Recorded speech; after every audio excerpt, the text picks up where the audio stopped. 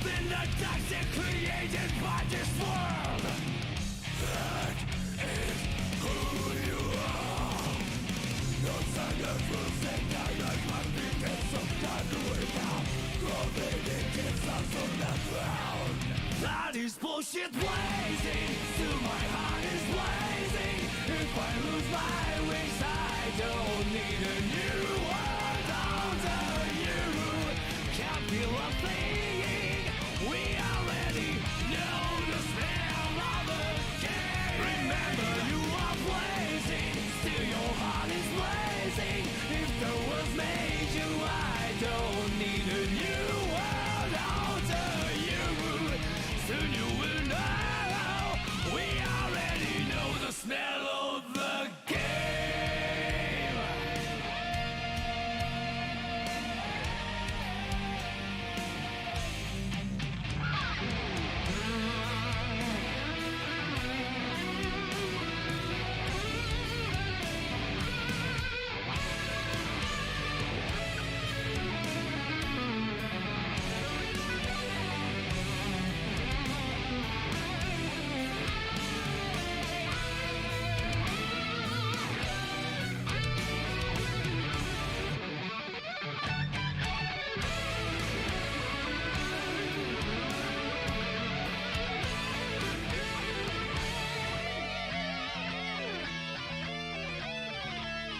What am I? What am I? What am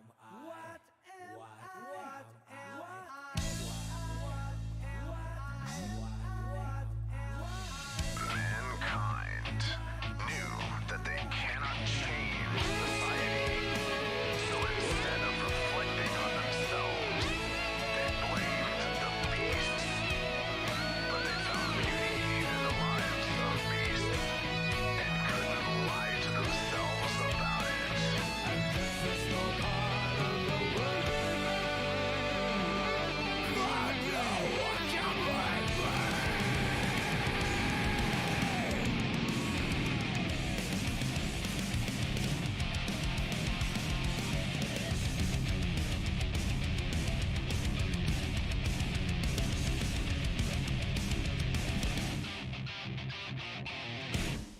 Can't you see I'm blazing? Still my heart is blazing. If the words kill me, I don't need a new world under you.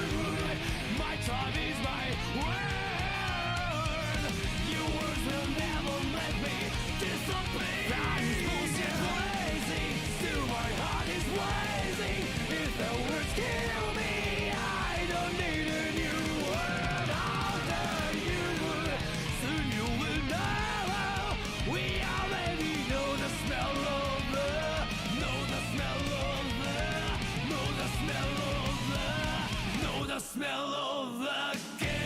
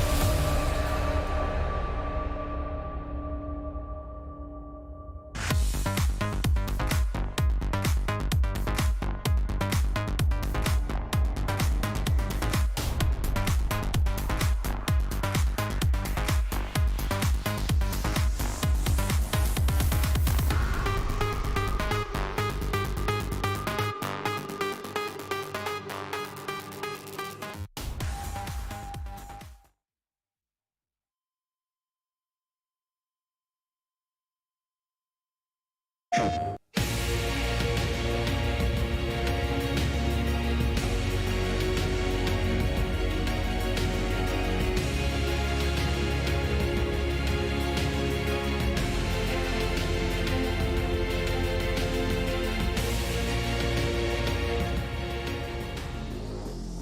welcome back to another PlayStation tournament. Of course, we still got that Guilty Gear Strive action that you all know and love, and we are going to continue it with myself and Nerd Josh. How you doing, Nerd Josh?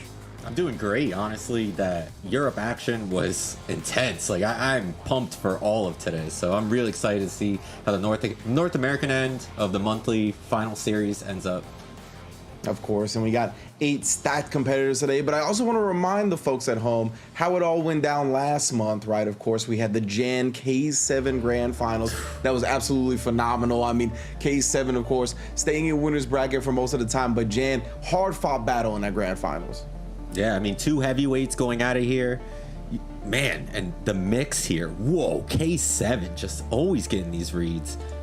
That is definitely one of the biggest strengths of his game. And of course, Jan on the other side, same with him, right? He is a heavily read-based player. He's got to be with the grappler Potemkin, and he always seems to put on a show. Of course, he is in our top 8 bracket today. K7, however, is not. Not sure if he just didn't have the time today or what, but he is nowhere to be found. Jan looking to take the crown from him, much like he took him to the skies for that heavenly Potemkin buster.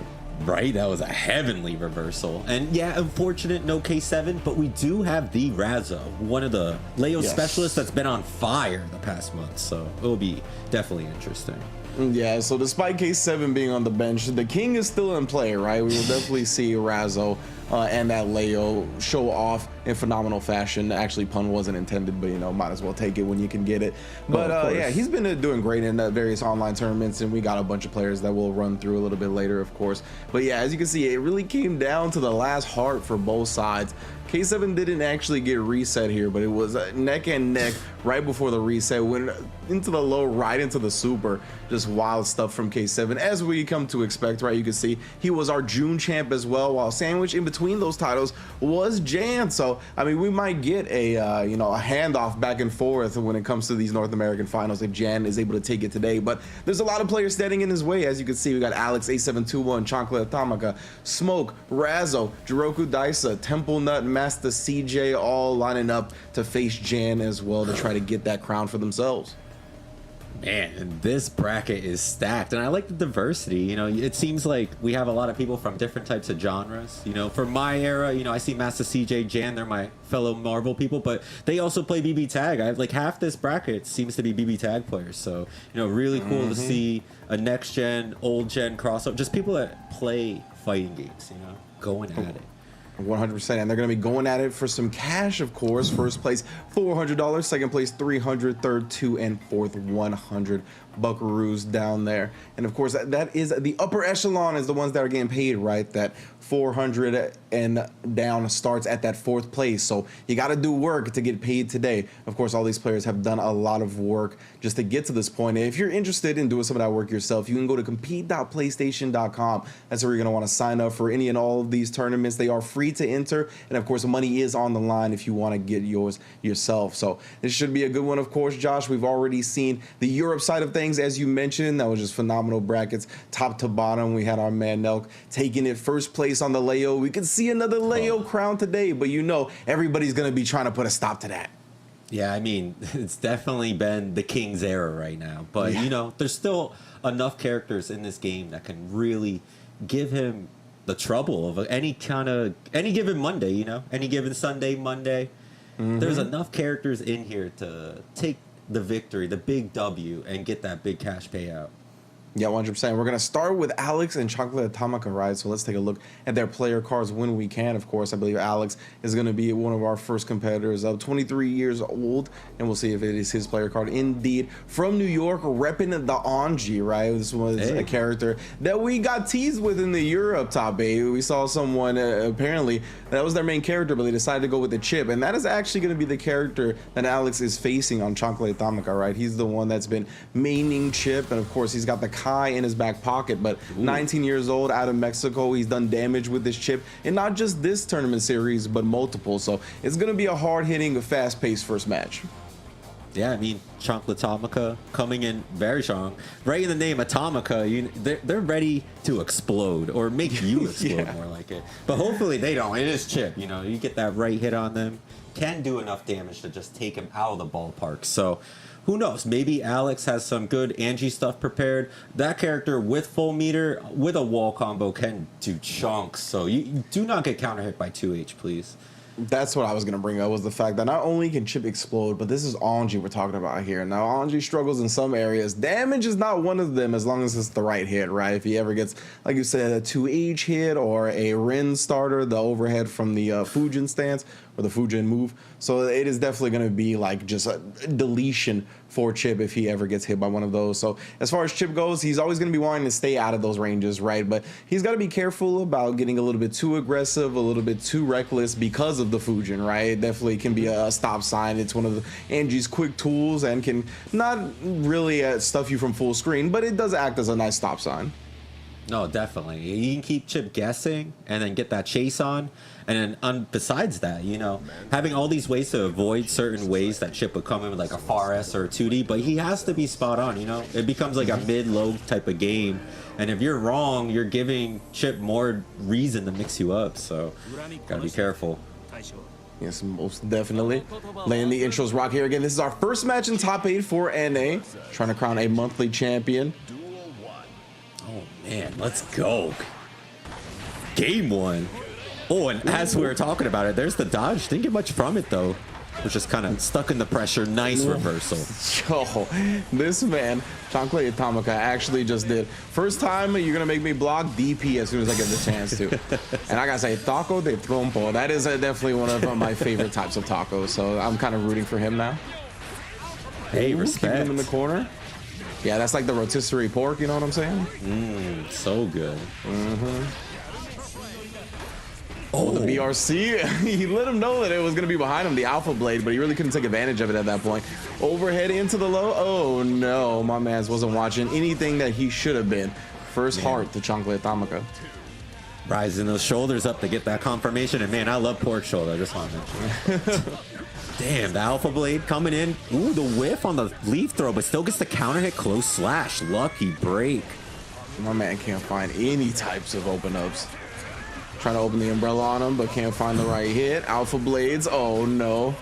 Coming down from the jump 2K, doesn't even want to try to contest. Tries to spin, but he was already past that and then punished it with a throw because of it. Oh no, dodge! Right into the Shuriken.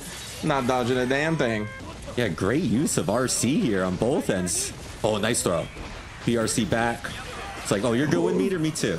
Yeah, I'm glad Chan immediately bursted there. He ate the Rin overhead. That's what we talked about. One of the big damage starters from Anji, and then just stuffed with the 6P. Good open up from Chocolate Man, making a great use of Chip's just aggression, mobility, really not giving him any space to breathe. I can really see the Atomica in this match. How many psychic DPs just to get the momentum back near the corner, and that placement for Chip. Stealing your turn there. So many power plays, and we got to see a lot of that. It was just very overwhelming rushdown against Alex.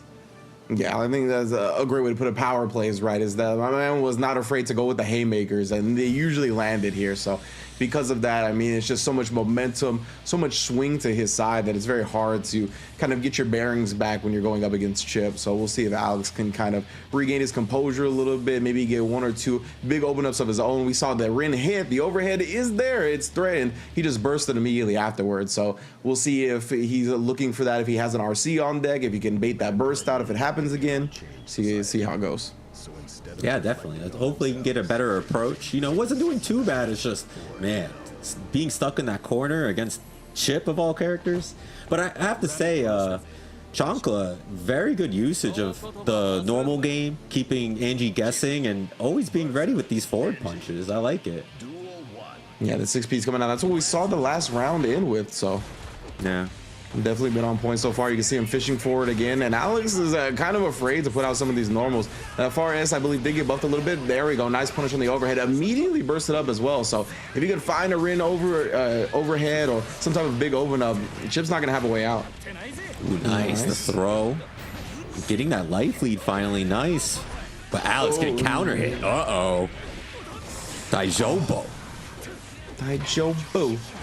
Oh, PRC just to see what he was gonna do in the air and gets the air throw off because of it. Alpha Blade trying to keep him in the corner. Anji taking it to the skies in his own right now. PRC for the slowdown. Ryujin. Ooh, gets around the kick Alpha Blade. Not quite a full conversion, but good amount of health. Ooh, we dancing. And he's gonna need the two-step on him. Once or twice. We saw it on the 6P. This time the RC after the overhead. Good at him. The wall splat and the wall break for the kill. Chancla still in much control. Yeah, that fast RC was just nice. 2S2H gets the leaf grab in the corner. What's the mix? Quick Alpha Blade. Uh-oh. Yeah, above his head now, but he still cannot combat him. Burst, so it actually traps Chip in the corner, and no burst here, so ate that full damage. Yeah, punish that YRC, counter hit recovery. Oh, and then his overhead resets him. That was disrespectful here, breaking the wall. Ouch. Almost no life left on Chancla here, but I mean, enough life where I think he'll justify a burst if he does get hit. Nice air block. Oh, he beats him to the punch here. Can't make much happen. Didn't have any 50% tension. Oh, locked him there and got him low. But like I said, he was bursting out, but cannot combat the jump in. Very nice. And already going back on the tied rounds here. Nice, but swung. Give me my turn. This man, he just knows when to DP or wants to challenge his opponent. Hey, I mean, good read there. Just has to double 2H whip into the DP as soon as it was blocked again. That was an error, yeah, block. So the PRC afterwards actually netted him frame advantage rather than just keeping him safe. I would say, you know, a relentless amount of uppercut here, but, you know, none of them are being punished, so why not? Yeah, I'm surprised he didn't uppercut again on that wake up right there. I guess he didn't have burst or RC to make it safe. 2H this time coming through. BRC not going to save you. With a 2P to get in. Oh, nice block on the overhead. Just getting around that fusion. Not enough from Alex, but, you know, Alex slowly getting a little bit more and more to come back into this match. Yeah, definitely good stuff right there. My man was able to kind of find an opening there for a second. Of course, finally, my man Chancla actually blocked the overhead. So there was, at that point, very negative, very easy punish is definitely only something engines usually use out of desperation or if they have RC to back it up to make it safe, right? So in that point, he needed a big hit. I don't blame him for going it because it does net huge damage if it actually does hit. But that time, Chancla just adjusted, blocked, reacted in time, and at this point is on set point. Yeah, I mean, the 2 lead advantage showing it here, you know, just having very good spot on reads and when to take the neutral back. I mean, I just can't believe how many of these uppercuts have hit. Like, where are we at? Like 9? 9, 10? Yeah, definitely. I mean, I've only seen 1 or 2 blocked, and a lot of the times it has had an RC behind it, so it hasn't actually been punished. So this has been good resource management and definitely good, like, risk-reward balance from Chancla. Yeah, definitely. Like, Chancla keeping control of this pace. I'm just wondering is Alex getting enough now where if they can stop this uppercut, maybe they can evolve the neutral, but I don't know. I feel like Chancla Tamaka just so overwhelming. It's half the right game now there getting him off. He definitely seems to have all the answers at the moment. Ooh, far SB into the punch again, and then the quick RC follow-up. Backdash does get him out of the Alpha Blade, and he jumps out of the command throw. Finally blocks the DP. Baits the burst out as well. Okay. You love to see it. Finally. And Alex even puts the butterfly out. Ooh, and then prevents the jump out. Yeah, I like the air-to-air. Nice twirl. Really getting to play this set. Nice reversal. Not phased. Yeah, definitely still finding spots to challenge. Just goes with a low PRC this time to keep the pressure up. Oh, air to air actually won by Chip this time, but what a backdash. Dodged the close S. Chancla Tamaka definitely caught off guard by that, and Alex taking advantage of it. It's definitely the defensive play to take it, but man, should have used it there as well. But whoa, again. Doing the Hokage proud. I mean, even when you backdash, you can't really get too much of a punish, you know. Got to be so ready for it. Oh, and Alex, trying to sneak in the overhead again. No way to make that one safe. Made him punish for it dearly. That's why he is going to burst out. Not going to let him get the wall break going. Oh, another great DP. Challenging those plus frames after the jump in. the RCN. And just lets it stop with the heavy. He's just trying to, ooh, hit a normal out of range, but keeping this advantage on with the Fujin. Gets the bait. Didn't commit this time, and good damage conversion. Is that it? Oh, Yes. 100%. Started at red wrist gauge, ended with no red left. Actually, just give me that hard. Alex bouncing back, staying alive in this set, 2-1. Yo, make him pay. Like, honestly, to get reversal that many times, you get that counter hit damage, you got to make the most of it. And Alex was able to, clutching out that round 2. Wow. That's what we talked about at the top of the set. We were like, Chip, he explodes, but let's not get it twisted. Not only does he explode, but Anji, massive damage off certain hits. And not only was that one of his best damage starters, but the red wrist gauge, you could just see how much his life bar melted. That super plus the wall break, Chip had no chance at life. So, Alex starting to find his footing a little bit here. It takes some time to get used to the pace of the chip that you're playing, right? So 3 out of 5 definitely lending itself a little bit better for Alex's favor. Hey, and, Chancla, they kind of have that unconditional play style. So, in a low set, it's kind of hard to be like, am I making a difference? Are they going to play my game now? So you definitely have to have that on-off switch ready, because if you're just throwing the same answer over and over thinking it's going to work every time, no, not in a matchup like this. You definitely have to play the player a lot more than certain parts of the matchup you're comfortable with.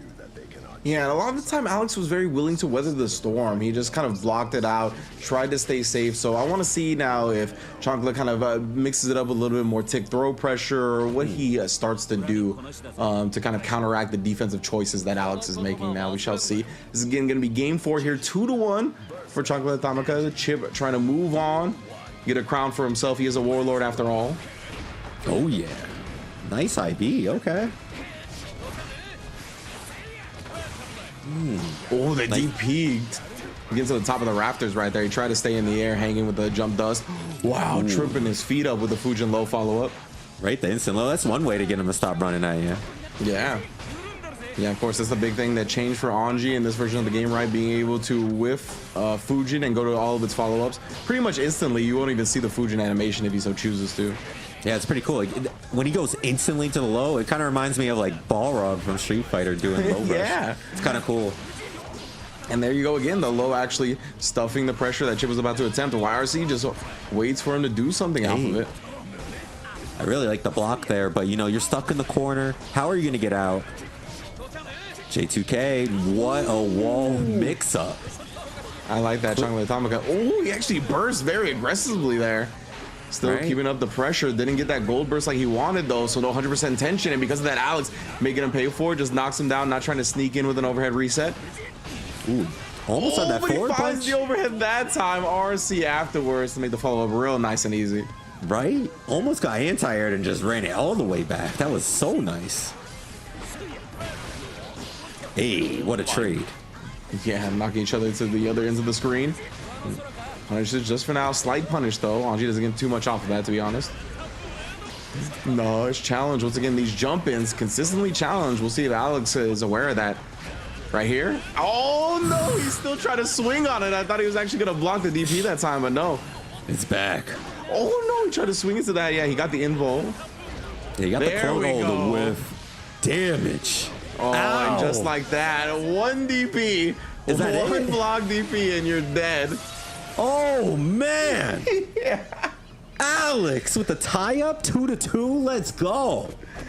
The Wow. counter hit recovery on that DP, just smoking Chip.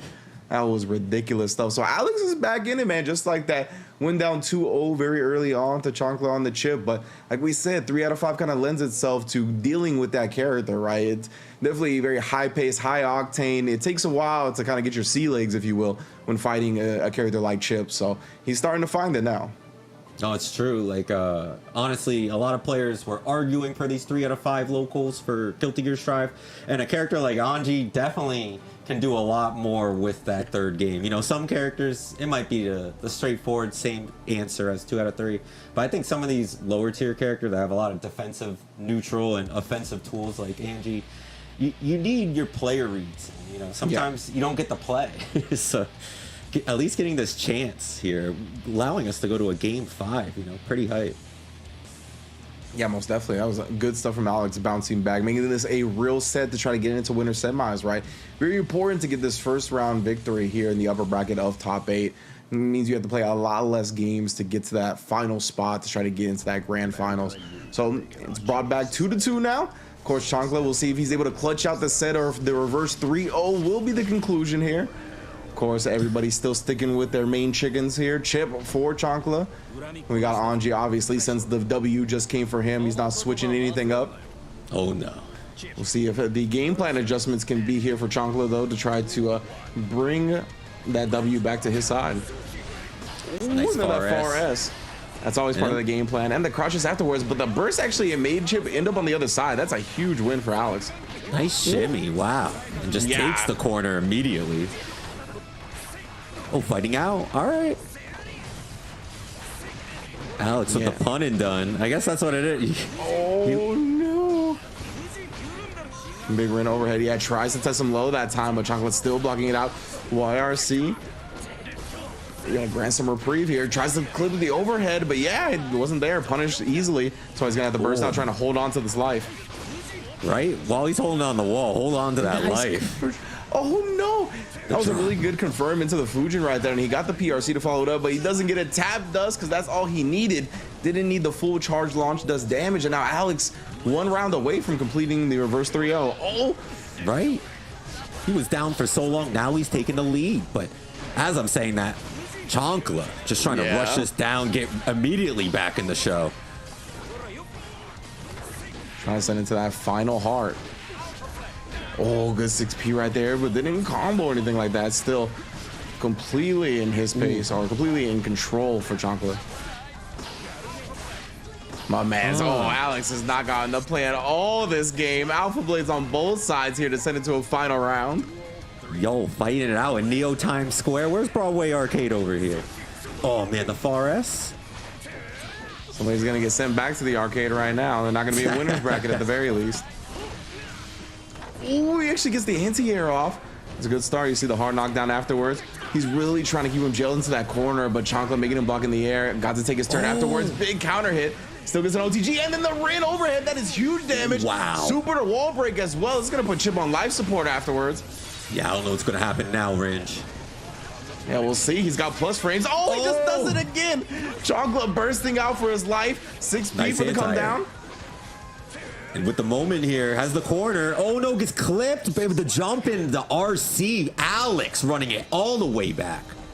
He did a reverse 3-0 right there. Chancla, who was up 2-0 to start the set, unfortunately cannot clutch it out. Great stuff from Alex, though. Really finding his bearings up against the Chip, sneaking in those overheads and really opportune moments and good spots to do them. Yeah, just overall, really impressed with the Anji play. Definitely, like, changed it all around. And Chancla Tomica, definitely an incredibly strong Chip, you know, was playing their game and knew it was up. And Alex just adjusted, you know, straight up. Took a while, but got the ropes in and definitely pulled up to the top. Yeah, you see the Alpha Blade, he was trying to BRC, kind of get his bearings against the Chip, trying to figure out when and where he was going to be pressuring him in like the corner in different situations, right? When he was going to try to sneak in the Alpha Blades or the wall clings or the command throws. And it took a couple of games, but as you can see here, in game 4, Alex really started to get the overheads going, started baiting out those DPs after the jump ins, and that's where it really all started turning around. Oh, this damage right here. Man, when I saw this, I was like, oh, I don't know anymore about this. Yeah, right. Man sent a message with that one. Oh, the drop on the 5K, but keeping the pressure on. Oh, that quick dust. You got to watch out. Look for them sparks. Oh, yeah, man, this was, really good damage. And since he breaks the wall with a super, of course, he's going to get the plus frames, the positive bonus. So that's why I really like this idea too, is able to follow up and keep the plus frames, the PRC to, of course, get an easy confirm afterwards. Great stuff from Alex, running it back 3-0 and takes it overall 3-2 to move on to winter semis. Yeah, super clutch stuff. I mean, they'll be sitting up a little more comfy in the winner semis, but as the bracket goes on, they're going to have to play the winner of Smoke and Razzo. That's going to be pretty tough, What is it, Gold Lewis or Leo? Ooh. Yes, indeed. Yeah, Smoke and Razzo is going to be our second match here in winners bracket. You can see already Smoke 32 out of Eastern Canada is going to be rocking the Gold Lewis. Definitely a character that has risen in the ranks, I think, as people give him more time and you see more problematic players come out rocking this character. And I mean, he is a bully, bro, and he can definitely make you hate your life. Oh, it's not a big deal. We can handle it. But can he handle Razzo? They have been on fire this month. How many events has Razzo taken, going even offline to PAX and winning there? Definitely one of the best Leos in the North American circuit, and that 100% win rate. I was just gassing up here, but I think the math itself already says, how strong a player this caliber could be. Yeah, 100%. I forgot that Razzo actually took PAX. You're right. So yeah, Razzo has done it online, offline. They are most definitely a threat to be reckoned with here. So it's going to be fun, and it's going to be two big body, hard-hitting characters, right? Leo, not as big of a body, but I still think of him as a brute just because of his style. You know what I'm saying? He's definitely a healthy boy, to say the least. But yeah, man, it's going to be interesting. I haven't seen this matchup a lot, though, to be honest, when it comes to Gold Lewis and Leo. So I'm just interested in seeing the neutral. No, I hear you. This matchup's kind of interesting because there's certain aspects that were annoying pre-patch, but post-patch, I think with getting the gun confirmed knockdown to be able to set up more towards the corner and just little things, it might work out with all the developed tech. Let's see what Smoke has, because in the arsenal, there's the 8-4-2. That's like the up, back, down. Bahamut Typhoon, you can get the guaranteed tick throw off the guard crush frames into leveled up bomb into more, tech like that adds up. Yeah. Not a lot of people are going to be ready for something like that. So let's see what Smoke has. Yeah, most definitely, right? It'll be interesting to see how he kind of balances the security level, and if he uses the bomb, then kind of, I've seen like some bomb setups and then they make you block like just one of the generic, like the 624, just to make you then block the bomb afterwards, right? Because you can kind of like jump out of that initial gap, and it's just like, it adds up very quickly, the guard break damage, and you having to spin your FD to kind of avoid that, and then you don't have the meter you usually think you would in a matchup like this. So it is very interesting fighting against that character. And then on the other side, Leo, of course, right, is just a character in general that people are pretty familiar with now, going to be used to dealing with. I think he definitely has like fireball tools that will be able to shut down Gold Lewis, or at least make it a little bit of annoying for him to get in the first place. I think in the air as well, Leo will have a decent time contesting him. Like, I think if he ever tries to like do some air-to-air games, like the jump K, the jump H, will kind of be able maybe to contest some of the jump D and the big jump H from Gold Lewis. But again, I haven't seen it much, but that's what I'm thinking in my mind of how it'll play out. Yeah, I'm interested as well because, like, I can see Slash Fireball being pretty annoying for Gold Lewis, like obstructing a lot of startup stuff. But who knows? He might be able to just pull a forward heavy out and trade and go to gun. So I don't know. There's been a lot of players really pushing forward Gold Lewis, and I think a lot of people have been showing, he does have some deficits, but he's kind of like overclocked in other areas too. So if you know your situations in this game, you can hit a grand slam out of the park easy. This character, he does a ton of damage. Yeah. It is wild just to see how much damage output he could really have, right? It's a game with high damage, and in a game with high damage, he is like notable. His damage is significant. It is that much different from the rest of the cast, man. And yeah, just some of these big hits that he can get, like some of these like close S hits where you can do the Behemoth Typhoon that brings them back into another close S, into like the wall bounce Behemoth Typhoon, into ending it like they're at the wall, and then you have to eat the guard break or guess high low. And I mean, the character is nasty, dude. I mean, his offensive game is very unique and just very cool to watch. So I definitely am a big fan of the character. Glad he was added to the game just in terms of his different style. And yeah, it's been cool to watch players who really are dedicated to him start cracking him open and show people how scary he is to play against. True.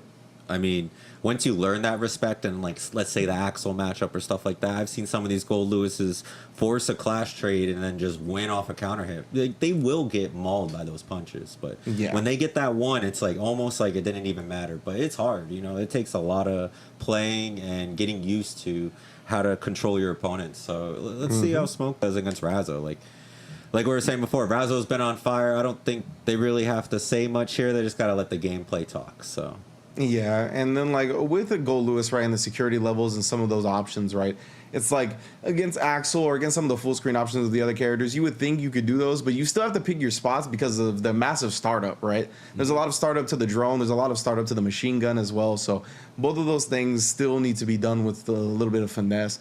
And of course, he does have the super, right? It's 50% tension, but if it's at max level security, it will at least kind of disrupt the neutral very heavily and kind of force you to come to Gold Lewis because it like spawns behind and then kind of brings them towards the character. So that's something we could look out for as well if Razo kind of wants to play like more of a full screen game. yeah, Yeah, man. because that fireball should be very annoying for Gold Lewis.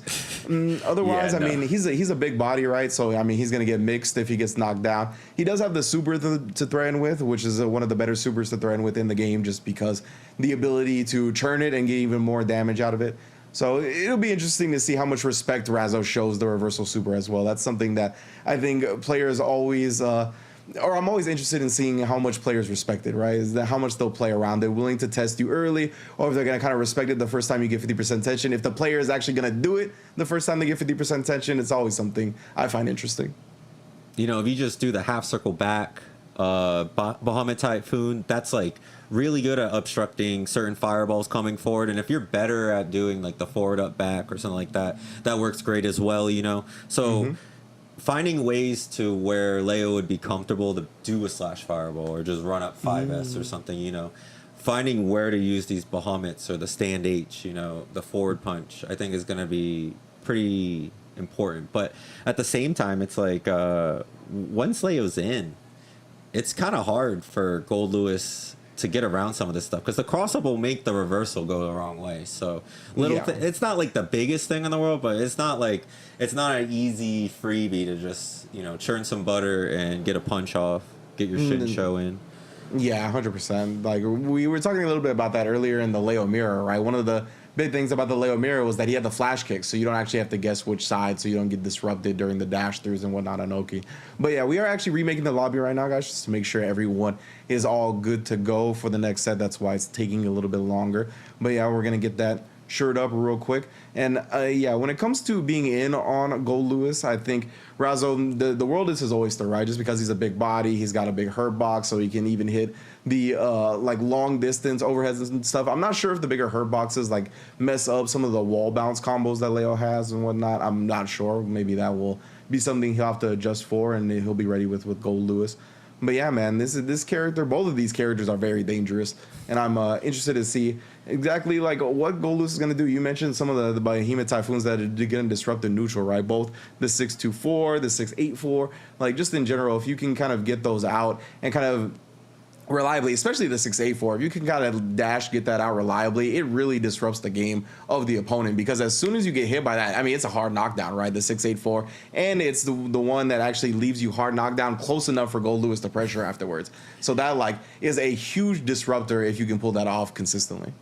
Yeah, it's true. You know, he's just the instant air dash away anytime you land that. So frightening, especially because if he gets the cross up heavy, if he does buffer into one of the other ones, you can't really see if it's the low or the high. It's like some weird animation bug. But yeah, like and he's got some stuff as we've been developing into it. But yeah, I'm excited to see. They're getting the lobby going, and this is like we were just talking about. This is a matchup we don't really see a lot. We both play Steve a lot, but generally he plays me with Chip more so in this matchup. Yeah. I haven't played him with Gold Lewis. I played a little bit of Gold Lewis myself, but I haven't played him with him. But yeah, even besides the team Behemoth Typhoons, I think he's got a lot of good tools, right? The Far S is quite strong. His punch buttons are pretty good. They're both really plus on block as well. So if he does manage to kind of get closer, or if Leo gets closer than he wants him, if he can get one of those jabs out, even on block, he can kind of start his own game. But that's something you got to be really prepared for as the Gold Lewis, right? You got to make sure that you have your Behemoth Typhoons ready, like even on block, just to get to your space back to kind of threaten with something to make sure that the Leo doesn't just continue to bully you for free. That's something we'll be looking out for most definitely. And yeah, you talked about the jump buttons, man. This character, his jump heavy slash is so nasty. Like the fact that it can cross up as like deep as it does, and then yeah, he has the weird, I don't know if it's an animation bug or whatever you want to refer to it as. The fact that he can go high or low after that, and even if you block that, like you're still close enough to be in Gold Lewis's game, and that's like never where you want to be. He could 2-in-1 his jump ins too. It's frightening. But It is nasty.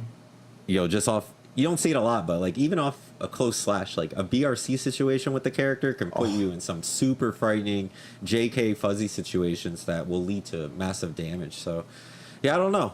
We've been seeing some people, Gobo, KV, kind of taking it to the next level. I definitely want to see KV enter some events in the future because I'd be watching them late night streams. It's fun. But yeah, like we don't really see a lot of Gold Lewis outside of Asia in the high ranks. Maybe in Europe, but like I definitely think he's one of the more slept on characters in this patch. Not that he's thought to be bad, but I think in some nuances he's better than people think in what they've seen about him. Yeah, I think so too. And people are the ones that are dedicated to the character are starting to find ways around the hard matchups too and whatnot, right? Making him a little bit more viable and across the matchup spread. So that's always cool to see as well. And yeah, just in general, I mean, you mentioned some of the BRC setups, the PRC setups that this character has, like the amount he can just bully you and then like either drain your meter or it's funny that like both of the DLC characters are like reminiscent of Venom in different ways. Just because like Jackal obviously can throw like the goons like Venom did, like shoot the billiard balls, right? And then like Gold Lewis is definitely like an FD, like you're either gonna give up your meter or your life just because of the way the guard break works. But unfortunately, it looks like the technical issues do continue at this moment. So we're gonna take a quick break, try to get them resolved, and be back with the matchups that you anticipate. Please do not go anywhere. We'll be right back on twitch.tv/PlayStation. We'll be right back.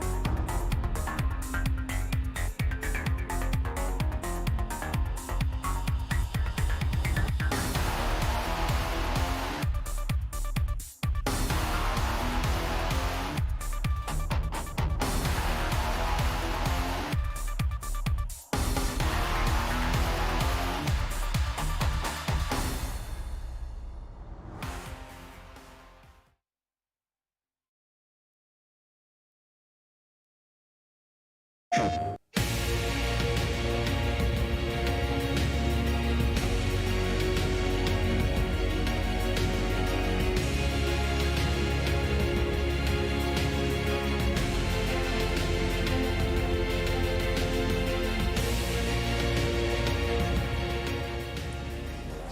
welcome back to twitch.tv/PlayStation. Thank you all for sticking with us. You know how lobbies and technical problems be. I'm sure y'all understand. I am Ringe. This is Nerd Josh.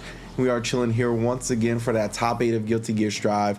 Once again, Alex8721 managed to reverse 3-0 this man Chancla Atomica to move on to winner semis and stay alive in that upper bracket. But of course, we're looking to get more matches to decide who's going to join him in that next leg of the upper bracket and see who drops down to the lowers. Yeah, unfortunately, we had a little bit of a lobby issue, but, you know, coming back to the bracket now, and man, so many strong players here. As we're saying, it's Smoke versus Razzo. I mean, Razzo, we're talking about it, completely on fire this last month, has been winning a ton of events. But at the same time, we were saying Smoke coming in with this Gold Lewis is kind of like the dark horse character right now. A lot of people don't really believe in the character, but some people are really showing the strength of Gold Lewis. So who knows? We might be able to see something interesting here. Yeah, and I would say that Smoke in general, I think, considers himself the dark horse in this tournament as well. We get a little player survey going to give you guys a peek behind the scenes real quick to get just to know our players a little bit better. And we asked them, well, what do they consider their greatest achievement in the competitive video game sphere is? And my man said this. Smoke was like right here, right now, this top 8 here at the PlayStation tournament, right? So he is definitely trying to show out on the Guilty Gear Strive front with that Gold Lewis. And I'm looking forward to it. Razzo, on the other hand, who you mentioned, Arc Revo Southeast finalist, PAX champion offline in this game, many online titles as well. So they're just looking to add another title to their long list of accolades. Hey, I love to see it. It might be history in the making today. Glad to have Smoke here. And this is how you get ready to enter these tournaments. You know, you've been interested in the FGC, enter these online events so you can be ready for when offline will be here all the time. And thank you, PlayStation. Yeah, most definitely as well. Yeah, but we got a bunch of players familiar to the PlayStation tournament scene here to come as well. We got Jan in the building, right? Master CJ Temple that we've seen as well. Jiroku Daisa on the Zato. So yeah, definitely looking forward to seeing what everybody's going to bring to the table today. A plethora of characters, right? We got Potemkin and Giovanna and Milia and all kinds of stuff. So it's been dope seeing the character representation in this game, right? Especially like just after the patch, right? We've seen a couple of people start to shy away from the chip and the soul and expand their horizons a little bit. But it looks like we are going to get to go now. This is, again, a Razzo versus Smoke, Leo versus Gold Lewis. 2 big hitters, and we're going to see who advances in the upper bracket. Let's go. We got the eagle in the sky. But, you know. Always he's a gear for too. A battle. Yo, he's a gear? I didn't know about that more. That's how he got there so fast, you know? No, that's how he goes from battle to battle. I see. We dealing with country to country here. This is this is a North America versus Canada matchup. Pretty exciting that the whole continent can go at it. Yeah, definitely. Oh, the jump dust. And already going at it. Yo. Man, is that just using the coffin to combat the fireballs? Ooh, nice 2D. Yeah, right there. Razzo prepared for the burst move as well. Ooh, OTG with a super. Gonna break the wall as well, up right against it. Ooh. Straight damage. Oh yeah, just hesitation as well, but not hesitating long enough. Razzo barely giving him any room to breathe at this point. Smoke trying to find his way in. Ooh, getting that gun free chip damage. Oh, the super? Does it work? Oh my goodness. No. Trying to take a page out of Chonkla's book right there, right? That's what we saw Chonkla do time and time again. Challenge the jump-ins with an invincible reversal. First jump in that Razzo got waited and baited it out. That is a different level. Yeah, might have been used in the matchup, you know?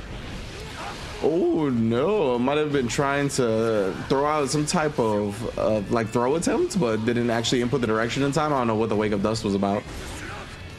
Ooh, guard rig. Oh no. Oh, the low purple beat combo, even taking down big body Gold Lewis like that, bro.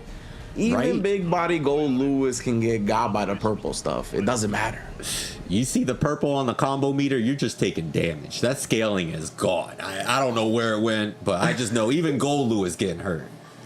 That's one of the answers Daisuke doesn't actually have. It's like, I don't know why the purple beats just scale like that, but maybe do. The eagle is a gear, but we can't find out answers to why the damage is be like that sometimes. It's the Jimi Hendrix, reference. Put him in the purple haze. They don't know what's going on. Yeah, most definitely. He definitely did not know a single type of mix-up that was about to happen to his body. But that's what Razzo brings to the table, right? Razzo is very dangerous on the Leo, always utilizing the character to his greatest effectiveness. We can see whether it be in the neutral, whether it be in the mix-ups. They know this character inside and out. Oh, yeah. But speaking of knowing their character, Razzo, man, the Leo situations was ready for like almost everything. I felt like a lot of the damage that Smoke was getting was just kind of like, I'm Gold Lewis and you're just going to take a ton of chip just blocking like a lot of this. Yeah, exactly. That's what we saw kind of early on in the first game, was just like random Behemoth Typhoons kind of clipping Razzo here and there in the neutral. But really, once Razzo got started and got a knockdown, they didn't let up. True. Oh, and the horseshoe on the fist. Oh, don't get punched. Man's going to have to kind of really harness that luck a bit. Oh, true. Everybody needs a little bit. Oh, okay, that's what I want to see. The 684 coming out. It does have an up input in it, so you got to be quick about it before, or unless if you don't, you'll get a jump, is what I'm trying to say. Yeah, you got to whip it. Man, that super right off the bat. We're already 10 seconds in. Where'd you get that meter from? That's what I'm saying. He didn't even wall break anything yet. He just had the 50% tension. Oh, no. Oh, the reversal. A little bit too far in his grill like that, and Razzo just flash kicks him off. Nice combo. Smoke fighting back, but just not enough. Oh, the 2D from long distance right there, catching him as he landed. Good block. Good block on the overhead, better block on the low as well. Oh, couldn't get started even with the 2-piece starter. Oh, unfortunate. Ooh. The counter hit overhead. Hard knockdown has to guess. The Liger Bomb gets through. Yeah, looks like he did a little bit too early right there. Oh, the big jump H. Coming through hard body here. Oh, we talked about purple beats. Nice. What an air throw. What an Has air a throw burst. here. I didn't think that was actually going to clip Leo, but no, again, not respecting that range on the 2D. It is quite deceptive. Goes very far. You can see the OTG damage. Great awareness from Razzo, knowing that's all he needed to actually get the kill. Yeah, he'll just jump out and kick your friggin' legs out. You gotta watch out for this guy. Like the European tournaments earlier, how many situations where it was like Leo runs in your face, you think a throw's coming, and you get counter hit just from that normal, It's frightening. Yeah, exactly.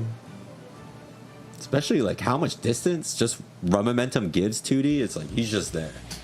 Yeah, right. And that's part of why it's deceptive, is because like it moves him forward, Leo, but also because of the dash momentum behind it, it goes even further than you think it will. So a lot of the time players just get caught slipping a little bit about that, misjudging the space on it. So great stuff from Razzo. And of course, as we mentioned, it just kind of works so well with the character. The fact that they have Berserker Slash and Fireball, they just have so many options that make you respect them at a certain range, and then you can sneak the 2D in just when they're caught off guard. Yeah, this tool set, it's like this character can be so hard to get off of you, but at the same time, it's so hard to open him up with like Flash Kick and Fireball.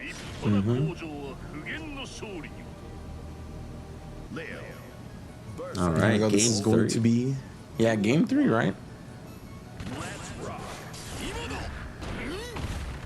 Razzo, well, a 2-0 nice and early. Oh, we got a knockdown. Ooh, the mine. Yeah, Razzo, he got a hit in right before the mine. Oh my goodness. Yeah, it's a big damage starter if he had more meter, but still. Nice armor, gets the low and lets off. Okay. JD didn't get the full conversion. Forward Yeah, I wonder punch. if that was part of the big body stuff that we were talking about before. Ooh, the glasses broke. That was max churning there, fam. Hit him with the satellite dish too. Yeah. Just like that, though, you're still in the corner, and Smoke still has to sacrifice the burst to hold on to this heart. Oh, guard points the Behemoth Typhoon and kills him for it. So smart. Man, and Smoke was trying to make a break for it, but Razzo just saying, no, the king needs the throne. Give me the stand kick. Man, they are doing so good here. Man's just like actually, waiting for the full win animation to play out. That was definitely mad respect. Headbutts him on the other side. So much life already gone for Razzo, but gets a big counter hit 2D. That's what we're talking about. Big money button. Oh, what an overhead. No full conversion, but reset back into it. Oh, the super wrong way. Yeah. Unfortunately. Even with the counter, was still able to get the punish. Yeah, I like Razzo putting out the parry just in case, right? Oh, the guard break actually dodged that time with the punch right into the super. Razzo letting him know who's the jungle he walked into. 3-0 like that. That back turn P just anti-aired so clean. Wow. Bruh. It's a fat hitbox. Like it has like I believe it's disjointed a bit, if I'm not mistaken, that back turn punch. So just completely destroying the Behemoth Typhoon in the air attempt. And great stuff from Razzo, just going directly into the super, getting the wall break damage on top of it, just taking it around. Yeah, shouts to Razzo. They played immaculate this whole set, taking it 3-0. But, you know, shouts to Smoke. They'll be going down in the lower half of the bracket. And, you know, they were showing some fight towards the end of that. So maybe they can wake up a bit and, you know, cause some trouble down there. Yeah, cool little RC right here from Razzo. Of course, always threatening with the flash kick. They were so smart about that. Yeah, purple B combos. Tossed them back right into the corner, though. That was that's what I was like, yeah. Check out the damage on this bad boy, though. Got 2 drones for Christmas. All right. The guard point, though. That was so good. Just the awareness there, very solid. Yo. Yeah, that back turn punch is a nuisance for people to deal with. It is a nasty move. So good stuff to Razzo. Taking it 3-0 over Smoke to advance. Going to be facing Alex 8721 over on the Onji in that winner semifinals. So next up, it should be Jiroku Daisa and Temple Nut, and then we got Master CJ and Jan, as Smoke and Chancla Tamako will have to battle it out in the lower bracket. Ooh, it's already getting so fired up. Like all these explosive matches, and we're already going into your boy right here, Zato 1 with Jiroku Daisa. Okay, the young 21-year-old from Arkansas. Yeah, he's definitely competed in these PlayStation tournaments before. As you can see, his record right there, 20-3, has made it to a few top 8s. It definitely looks quite strong on that Zato 1. I'm looking forward to what he brings to the table, of course. And his opponent on the other end is going to be Temple Nut. Temple Nut, of course, a longtime fighting game player, has won King of Fighters at NEC 20, is one of his more recent accomplishments. But yeah, just in general, has been holding it down on the Giovanna for the East Coast. Yeah, the 92 win rate. And like you said, with KOF 14, I know Temple Nut just because not many people play Love Heart except me, Temple Nut, and one of my homies in Taiwan. But man, good to see these players all coming together from all these different games in the realm of Guilty Gear Strive. Like, what a competitive era for anime. Yeah, for real, man. It's definitely dope just to see new faces, old faces from Guilty Gear history, from non-Guilty Gear history. Has definitely been a cool melting pot of a game so far, and then we're gonna see it continue to do so here with Temple Nut bringing his talents to the game. We got Jiroku Daisa, young gun, 21 years old, showing out with Zato 1, and then of course we got Jan and Master CJ, who, I mean, Jan, longtime fighting game player, Master CJ, also a veteran of the game. So we're gonna see two heavy hitters, two veterans clash out to end out our round 1. But of course, right now it is gonna be Temple Nut and Jiroku Daisa. That Giovanna versus Zato, definitely I think an interesting matchup to play. I think it's pretty even, I would say. But really? Definitely, yeah, all about just who can kind of get the control in the neutral first. I think Giovanna could definitely like bully her way in, but as long as Zato's on point, especially with that buff to like 6P and whatnot, he can definitely keep her at bay pretty early. And then once like she gets knocked down, she gets mixed as hard as Zato does against Giovanna. Okay, like, cause like in my mind, you know, I don't play either of these characters. I played a little bit of Geo in beta too, but I would think she had slight advantage, you know, just considering her tool set. But hearing that 6P buff is doing work. Glad to see. Wow, that's already from the start. Really good too. Honestly, is that 5H that Jiroku Daisa already utilized? That 5H buff is super good. Okay. Nice dusk.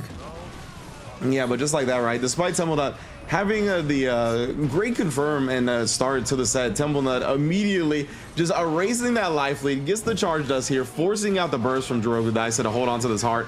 Ooh, but just like that, yeah, oh, at the last second, he didn't actually bait out the burst, committed to a button and got clipped for it. Nice XP. Ooh, got the sandwich, but the YRC out. No, doesn't want to deal with it. The multi-low crouch slash. You got to watch out. But what a tech. That might cause more crouch slash, though. The more you tech throw. Oh. Wow, counter. Two dog. Yeah, you saw Jiroku Daisa. He was FDing right before that, right, to try to get some space, but he didn't get enough space to create the breathing room that he needed for whatever he tried to do. Ended up getting counter here for it. Oh, dust, but yeah, it looked like he was still recovering from the piercer, so he didn't get the frog out in time to combo. Ooh, back-to-back throws. This is where it gets real scary for Zato, though. Like, the throw game of Giovanna just bullies him so heavily, and then you guess wrong, and that's the first game. Yeah, just kept it simple with the strike throw. And, you know, when you're on, was just going meaty to throw. But, you know, that first round information, you know, we saw a lot of clutch techs. So, you know, just spacing out your block strings to deal with those preemptive throw situations can really do a lot of damage to your opponent. Yeah, 100%. That was a great stuff from Templenut, always kind of staying at that right range to bait out the throws, or if he was close enough, really never creating some type of gap where his pressure could get thrown on, right? Had the meaty close S's on point, directly went into 2S a lot of the time, didn't even really play that strike throw game, like in terms of off that close S, right? A lot of the time it was just like raw throws on the wake up, so it was really, really smart from Templenut. Yeah, it was just really getting a break on these wake up games. Good Okazemi. Yeah, and I mean, with Zato having a 6-frame normal, no invincible reversal, like it is definitely like that is the most deadly game against him with Giovanna is that strike throw stuff. So if you can condition Zato with throws early, which is what Templenut did, then you get the big counter hit, which paid off with the W. So that was just like textbook conditioning in this matchup for Templenut. I mean, he has the honest defense, but when he gets his friend out, you gotta watch out. yeah, exactly right. It's like it's honest when he's knocked down, but opposed is just so nasty, so annoying to deal with. Ooh, back-to-back blocks on the tap dust, not gonna open him up that easily. Great stuff from Templenut. Ooh, nice instant air dash in. Ooh, Getting the yeah, maybe looking for the tap dust a little bit too hard that time. Ended up getting swept. Yeah, it is hard to see those high sandwich situations. I just see stand dust hit all day. Yeah, it's very, very good for sure. Especially like when the Zato start varying it up, because like they'll do it a lot of close sets, right? You can see he's doing it a lot raw. He can do it off 2K as well. So, ooh, I like that. 6P into the RC, got a little bit of an Eddie-less combo there. Now Eddie's back, so apply the pressure right into the damn thing. Even if you were a mashing throw there, you're gonna get grabbed by the command throw. So very smart. Yep, the command grabs have throw invulnerabilities. So, you know, even if it's a 2-frame throw, it will get eaten up. Capuente plus frames, but getting the hit, so good meaty setup following. Oh yeah, respecting the plus frames at this point. Does challenge after the whip kick and finds the 6P again for the hard knockdown. YRC not beat it out. Does jump out of the spiral arrow to switch sides, but can't get the offense started. Once again, just making him block, and one corner to the other. Jiroku Daisa, just no breathing room, no offense capable. All right, got to keep this on if they want to tie it up. Oh, getting through the summon. Nice gold burst. Definitely unfortunate. Oh yeah, I think he wanted a dash leap there perhaps, but ended up getting an input error either way. Buying time for Lil Eddie come back, using the PRC, not close enough for the 2H, unfortunate. And then he committed to the drill, which as you can see, can get punished if you instant air dash after the 2S. Yeah, Templenut. Really good offense here. Getting a high jump instant air dash as well. Yeah.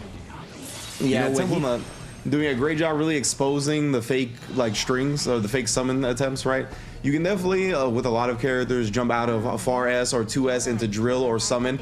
So right there, Jiroku Daisa just committed to the far S into piercer, which I mean, instant air dash gets right over it and punishes. To kind of discourage that, you got to go with more like cancel into a pose or cancel into a frog to try to beat stuff like that. But yeah, if you're not going to do it, it's going to be exposed. And that's counter hit recovery on both of those things too, I think. So at the very least, counter hit recovery on drill.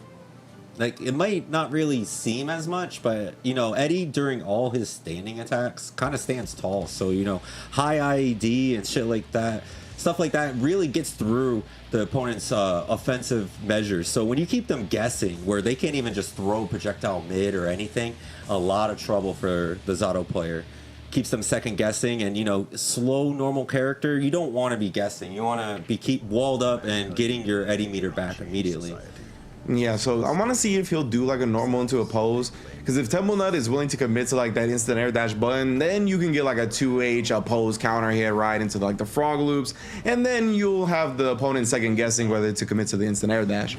But you know, you gotta condition them with that first. And right now Temple Nut trying to get real intimate, real close to start it off. Yeah, side switch takes it. Oh, great recognition of the type of hit he got with the jab, canceling into a pose so he can unsummon easier as well. Very smart from Drogo Daisa. Like his Zato control and like Eddie stuff is very impressive, honestly. He's gonna go into, I thought he was gonna go into Sun Void to like resummon little Eddie, but instead gets the damn thing out, whole new bar because of that. Finally cracked him open. Yeah, I didn't know he had enough for the RC, so I was like, oh, is there a follow-up here? But, you know, kept the pressure on. Didn't let him out. Yeah, but Tumble Nut found his way in with an instant air dash. Nice little cancel with the... Ooh! Charge dust. This gonna hurt without the burst. Ooh, we going everywhere. I like that. Yeah, that's how you gotta do it to get optimal Zato damage out of the charge dust. You gotta side switch like that. Ooh, full screen again. Temple Nut gonna have to work in. What a backdash. He had tremendous backdash there, and then the charge dust right back at you, and you don't have burst to get out of this. Full damage being here, plus frames as well. Ooh, ooh. My goodness, that was such a like knowledgeable exchange on both sides. Drogo Daisa trying to hold on here. This has a little bit of life left. PRC doesn't actually catch him. He was air dashing back anyway out of the range. Tried to cancel that to get the frog juggle. Doesn't get it, but the throw after the opposed does seal the game. And that keeps Drogo Daisa alive with a 2-1 score.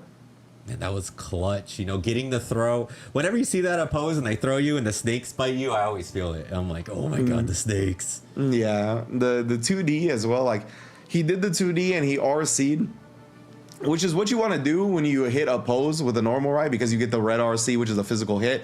But Zato was actually out of range of the physical hit of the RC AoE, so it didn't actually like hit him at all, so it didn't affect Eddie. That was a wild sequence, but both of them were like so very aware of it. Very impressive on both sides, I think. Yeah, the closer of that set, you know, there's at least 2 of those situations where they just turned on the respect and knew what to do and just backed off. Like, hey, I'll inch back in real soon. Yeah, that was very impressive. And finally, Drogo Daisa, we saw like a 2K into the 5D hit, and then of course the opposing to throw setup is like a classic. It is so hard to get out of that the first time you see it. So it was very smart for him to save the first time he did that for like a clutch moment like that. All right, getting on the board. We like to see that. Get these late sets. I want to see more game 5s, honestly. Yeah, I'm hoping for that as well. We saw in the first set we had a 2-0, and then that did force a game 5. We'll see if Drogo can do the same. Ooh, finds the dust early here. Tries to bait on a burst right there. That's what the break the law was about. Oh, the Capuente again. Gets out though. Not enough plus. Oh, great unsummon right there after the first piercer hit. Yeah, counter hit 5H like that on the other side when you don't have Eddie is not gonna net much. It just kind of tumbles them away. Interesting. Ooh, nice reflect in, but you know, deals with a little Eddie with 2K. Gets out of the corner, but gets caught by the close 5S, and oh, reset city, gets the juggle and the super. It all came down to that 2K that really killed the frog after that, because Drogo Daisa wanted an unsummon. That's why you saw the 5H, but it was too late. So if Eddie's not on the field to unsummon, then you just get a 5H, and the whiff on that kind of let Temple Nut take control of the momentum. Unfortunate. Nice backdash, reading the throw attempt and just destroying him for it. Tries the challenge here, floating out, but keeping him jailed in the corner. Can't quite find the anti-air timing. Great YRC to get him off. Oh, the 2Ps. Getting that spacing, and the frog is in. Nice combo. Oppose out. RC to keep the pressure on, and man, that little meter coming back. Ooh, Jiroku gonna be able to burst up. Oh, the 2D though. Catching the dash forward right there, avoiding that first like portion of the frog hitbox as well. Temple Nut doing a great job holding on to this set and advancing to winter semis. Yeah, very clutch 3-1, and yet using the crouch dusty. A lot of people are like, she doesn't use the dog. What do you mean? The counter hit off that does like half life. She's using the dog optimally, I gotta say. Yeah, definitely great stuff from Temple Nut, utilizing that 2D in a lot of instances that netted him huge advantages in the matchup. So great stuff. The only thing I would say about like Jiroku Daisa, as a fellow Zato player, is I think I would want to see him use Sun Void a little bit more just to reset Eddie meter. You know, he was using a lot of RCs to keep the pressure on, but I think in those same instances, he could have kind of just used a raw Sun Void, or not a raw Sun Void, but off of a block string to kind of keep the pressure on and put little Eddie up to mix up Giovanna further. But either way, I was really impressed with like his Eddie control, and he had great hit confirms with like solo Eddie as well. Great damn Fang usage. Multiple times we saw it here to reset the Eddie timer, as well as like the sandwich pressure to avoid the throw mash. So yeah, overall, I mean, impressive play from both sides. Definitely. And like you were saying, I was impressed with Jiroku. Like most Sato players, they put work into their character. They definitely have a lot of pride in why they play that character. So it was definitely impressive. But man, Temple Nut just really getting a lot of these reads on the instant air dashes, really good back dashes in a lot of moments to really take back rounds. Just like this, Yeah, really that was solid a huge stuff. back dash. Man. Super smart. And then the 2D right there, you saw just as the mouth of the frog was about to hit her, ended up catching Zato. Yeah, that was just so good from Temple Nut. Arf, the two dogs, so clutch. But gonna move on here to the upper bracket. Temple Nut, Jiroku Daisa, moving down to the lower end. But you know, we're gonna have Master CJ versus Jan. You know, this is my era of players. You know, actually Yeah. your era too. You know, get some Marvel 3 legends in the building, but you know they're known for other games, BB Tag as well. Master CJ playing that Milia, 32 from New Jersey. He's also been from other areas too. He was in Florida for a bit, but you know, wins 7-1, 88%. That's some good odds. Yeah, most definitely. Master CJ has been holding it down in this game and many, and it's always the Milia for the Marvel players, it seems like. Unless you're Jan, because he's a big body legend, and it don't matter what game he's playing, he's gonna take that big body grappler and make you feel the pain with it. This time, it's of course the Potemkin, 8-0 here, 100% win rate. Can anybody put an L on this man? It's gonna be difficult to do so, that's for sure. I mean, like you said, Jan is the big body legend, but I mean, Master CJ known as the left-right mix-up legend, you know, teleport. The Master CJ and the East Coast is teleport mix-up. Yeah. So, yeah, this should be fun. Honestly, you have two strong caliber players that definitely don't want to lose and always working on their craft. So there might be some new stuff from when you last saw either of these players. And it's one of those matchups again where it's super high mobility versus super low mobility, right? It's the Potemkin, don't got a dash, mad slow and all that. But he's got his tricks of the trade, the Mega Fist, the Hammer Fall. He's got ways to get around the screen. And of course, I mean, Milia, the queen of mobility, right? The double air dash, just how fast her run is. She's got a command dash in this game as well with upper body invul. So she's got all kinds of stuff. But it's actually going to be the Jacko, excuse me. Oh, okay. So Master CJ bringing out something else to kind of combat the Potemkin. Oh, I was no. gonna say Milia is kind of like a Marvel character, a Marvel team in one character, but Jacko is a Marvel team. She got the squad with her. That's true. You can put 3 characters out on the field, but oh no, right now that's going to be one hard to Jan. Oh, not just yet, actually. Delayed a little bit, the 2K into the 5D to finish it. Now in Xer, this was an incredibly hard matchup for Potemkin. So I'm interested to see how it translates here because I haven't seen Jacko fight everyone yet. Yeah, most definitely, right? That projectile that she puts out in the air right there, that fireball is quite good. Obviously, the goons on deck as well could present Potemkin a lot of problems with trying to move across the screen. I'm not sure. I don't remember how many hits like the attack does of the goon, if it like blows up Hammerfall or not because of the number of hits, but yeah. Oh, Mega Fist. I know just when, the throw is going to get hit. Yeah, so he's gone. Unfortunate. BRC just to make sure. You know, when she stands up with the... never mind. Getting hit by the low. pressure. Oh. So, you know, she can like do different things when she pulls out these minions. So when she's actually holding it and gets the movement option, her hitbox is kind of different from when she generally just picks it up. So like there's situations where you can just instant run out, and it kind of looked like CJ was trying to take advantage of some of that, but Jan was just doing the strat, you know. I'm a grappler, I'm gonna walk you down, and you know, you do the same thing twice, I'm ready. Yeah, exactly right. So I'm glad Master CJ is actually sticking with the Jacko here, not going immediately back to the Milia, because I do think that this character can present Potemkin with a healthy amount of problems, but he just really didn't get a chance to, right? We saw the Mega Fist start up, and as you mentioned, Jan does Jan things once he's in, right? Like the hard reads are just there, and usually you cannot get your defense back into where you want it to be. In anime, you don't see a lot of people play the clock. This guy will. He'll actually walk you down. Yeah. Oh no! Even the 2D afterwards is getting clipped by the Mega Fist. Oh no! Chose to block, and I mean, you chose death. Damage. And like we were saying before, like she should do well in a matchup like this, but if she can't get started, like she's just fighting by herself. It's like if Little Eddie never got, I mean, Big Eddie Zato never got Little Eddie out. It's like, wow. For real, man. Oh, the goon doesn't even get a chance to come into the field. Oh, no. Hit the Garuda impact into the Potemkin bust. I almost thought he was going to get air thrown. Oh, every time. Bruh, every time Master CJ tries to take to the sky and throw out a goon, he just gets clipped. Mega Fist, Hammerfall. Flick actually thrown out this time. Oh, gets the cross up, but no, doesn't actually confirm it. Oh, Jan. With the 2-0 already. I mean, CJ was able to get some summon attacks going this round, but you know, only one minion really doing work for the squad. We need more minions.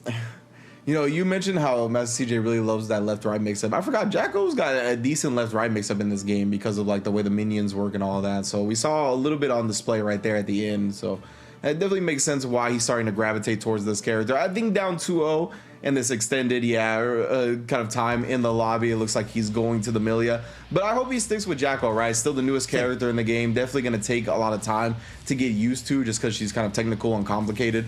So I hope to see the Jacko from Master CJ in the future. But right now, it's time for the business. He's got to bring out the Milia. 3 games straight up against Jan Potemkin is a tough hill to climb, but we'll see if he can get it done. Yeah, the close slash. I mean, Jacko has a huge bag of tricks, but like you said, she's going to take some time. We got to let her cook in the oven a little longer. Right now, Master CJ already baiting out a burst. Definitely looking more comfortable on the Milia just like this. Jan, I don't know if he was raring up for a flick or what, but not looking right. Had to counter it heavy and just kind of let it slip, but still has this corner pressure going. Very nice. Oh, yeah, fast RC. Shades of reload. That used to be an FRC. Yeah, that was very nice right there. Oh, try to cancel it into another move to blow up the slide head, but not gonna happen. I mean, this is all the hell Jan needs to win this match, bro. YRC is blocked and that's gonna be punished. Oh no, you gotta guess for the game, fam. You're gonna burst? No, the falling jump slash gets him out of trouble. Yo, so lucky because I was smelling Garuda games. Yeah, bruh. Ooh, the 5P anti-air. Great conversion too. Oh, the jump back heavy slash to prevent the get out, but as CJ finally finds his way out with the capital. Oh, pressure in Garuda. Gets out though. Nice instant air dash. Yeah, respecting the frames from Jan afterwards on the disc too. Oh, 6P to put it into the air nonsense. Oh, Mega Pisto. Garuda impact again. Oh, and yeah, he had been conditioned of so much with the command throw that he finally just switches it up to the 2K, catches him, and then catches him one more time with the Garuda. It's rough. Was that chip or a backdash or a up back? I was just like, I think he got clipped backdashing. Yeah. Okay, all right. This is what we want to see from Master CJ. Aye, RC on the slash. Let's go on the 5K. Now Jan getting a turn with the Garuda. Yeah, I think it was a backdash. Yeah, Hammerfall, at least it made him spin the tension to keep his pressure up. Oh no, the 2D. Gold burst out. This is huge for Master CJ. Yeah, no close slash for you. And now the RC in. Whoa, the throwback. Nice Give low. it a 2K 2Ds. Man, he was so many Potemkin buses. Oh, he tried to snatch him out of the sky. Didn't give it to him, but it doesn't matter. Jan with the sweep into the Mega Fist OTG takes it 3-0 over Master CJ. Man, CJ, you know, strong competitor, but Jan, he's undefeated for a reason here. Yeah, that's a good point. He still remains undefeated off that. I mean, he's just a monster on that Potemkin, bro. We see it time and time again. It didn't matter if it was the Jacko, the Amelia. He just was going to take you for a ride no matter what. I mean, but just looking at both their greatest accomplishments, you know, one went to SBO twice, the other won a couple majors. I won a few majors. Just won a few, you know? I won a few. I went to Japan a couple times with a golden ride ticket tournament. Ooh, nice lows. Yeah, Jan just did a great job, right? Like, we saw this very early, had the 2K 2D, and the jab challenge as well. And then once he switched to Amelia, he looked way more comfortable, right? Got the first hard down from Jan, but as soon as Jan got his bearings back, started adjusting to the Amelia gameplay, I mean, we saw what we always see. That's true. That Mega Fist was so clutch. Just staying at that range where back Mega Fist would combat a lot of the attempts for Amelia to air dash in is a very smart spacing. And honestly, just like whether Jan was on the ground or the air, you know, really kept CJ just backing off. You know, these jump ins were working, these lows were working, just really walking him down and dictating that neutral. Ooh, and it looks like Chunkla Itamaka has moved on in that lower bracket. So 3-1 over Smoke. He'll be still alive there as Master CJ drops down to face Jiroku Daisa in a little while. Jan, of course, moving on to face Temple Nut in winner semis, and then the other half of winner semis is going to be Alex 8721 versus Razzo. Hype. Yeah, it's going to be looking good, of course. This is a part of the Open Series for the monthly finals. And if you want to be a part of these tournaments and beyond, you can go to compete.playstation.com. Free to sign up, free to enter to get into this Guilty Gear Strive action. We got other fighting games on deck, other games in general. So if you're looking for that competitive video game realm and where to get started, compete.playstation.com is a great place to do so. And we are going to take a quick break here before we get back with more Guilty Gear, some more upper bracket action. So don't go anywhere. We'll be right back here on PlayStation.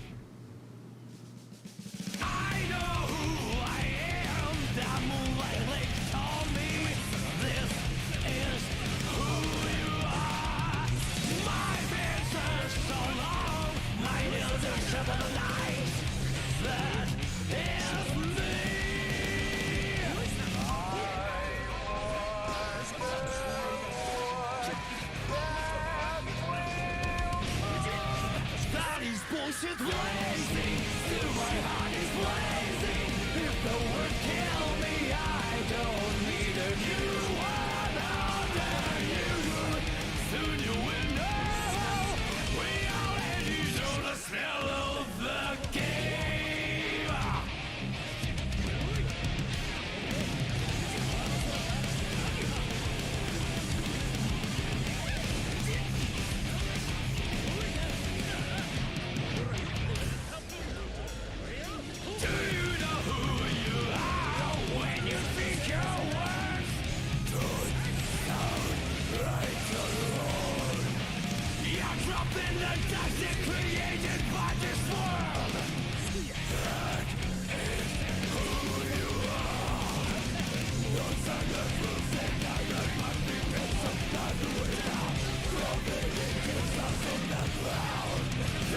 Bullshit blazing, still my heart is blazing. If I lose my wings, I don't need a new world under you. Can't feel a thing. We already know the smell of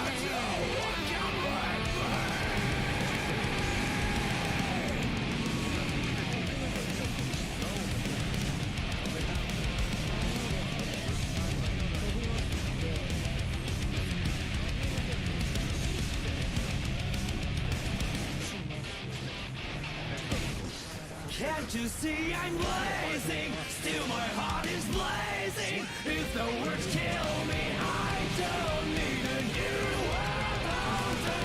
You, my tongue is my word. Your words will never let me disobey. That is bullshit blazing. Still my heart is blazing. If the words kill me, I don't need a new world order. You, soon you will know.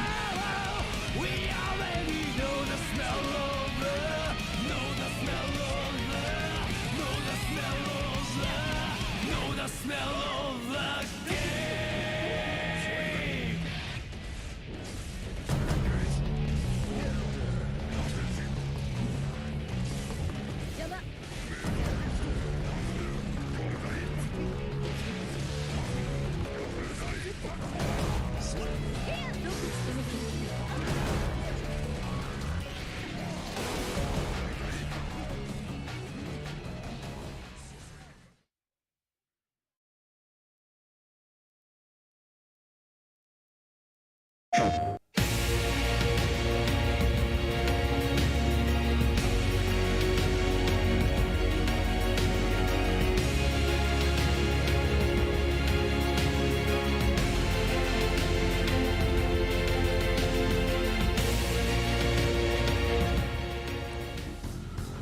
And we are back. This is the PlayStation Tournament's Open Series monthly finals for North America. We got the top 8 coming at you with such great action. Honestly, I'm just like so stupid here because there's just been so many cutthroat matches. You know, we just watched Master CJ versus Jan, and wow, coming into it already, the winners semis. We already got our final 4 winners in the upper side of the bracket and down lower side of the bracket. You know, Chanklatamica doing work, but Master CJ and Jiraku Daisa gonna have to battle it out to see who moves on. I feel like this is like the second or third time they've played in the PlayStation tournaments too. Master CJ and Jiroku Daisa. I just did battle of lovers, Zato and Milia. They feel like they always have to battle it out in the bracket one way or another. But of course, that's gonna go on off stream because next up is gonna be Alex 8721 versus Razzo in one half of our winner semis, right? So Alex doing a great job bouncing back from that 2-0 deficit that was put on him in winners bracket round 1 with the Anji to bring it back to get into this matchup. But I mean, Razzo, I know they're one of our favorites coming into this set, right? On that Leo has been decimating foes online, offline, and all that, and they brought their talents here to PlayStation and they're looking for a crown.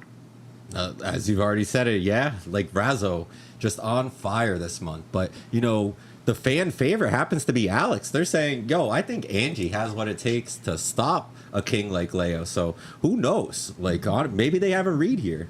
That man, I mean, he's a time traveler, right? Anji is through space and time. He gives a no F's about your monarchs, about your timelines, about your royalty or anything like that. So because of that, I think, Anji will have a decent time. And Alex has shown that he has the mental composure as a player, right? We've seen that he's willing to overcome adversity, overcome these obstacles, not just getting down about himself and letting him get into a rut just because he's down in a set. So because of that, that's something you're going to need up against a player like Razzo, who has proven they are tournament winning capable.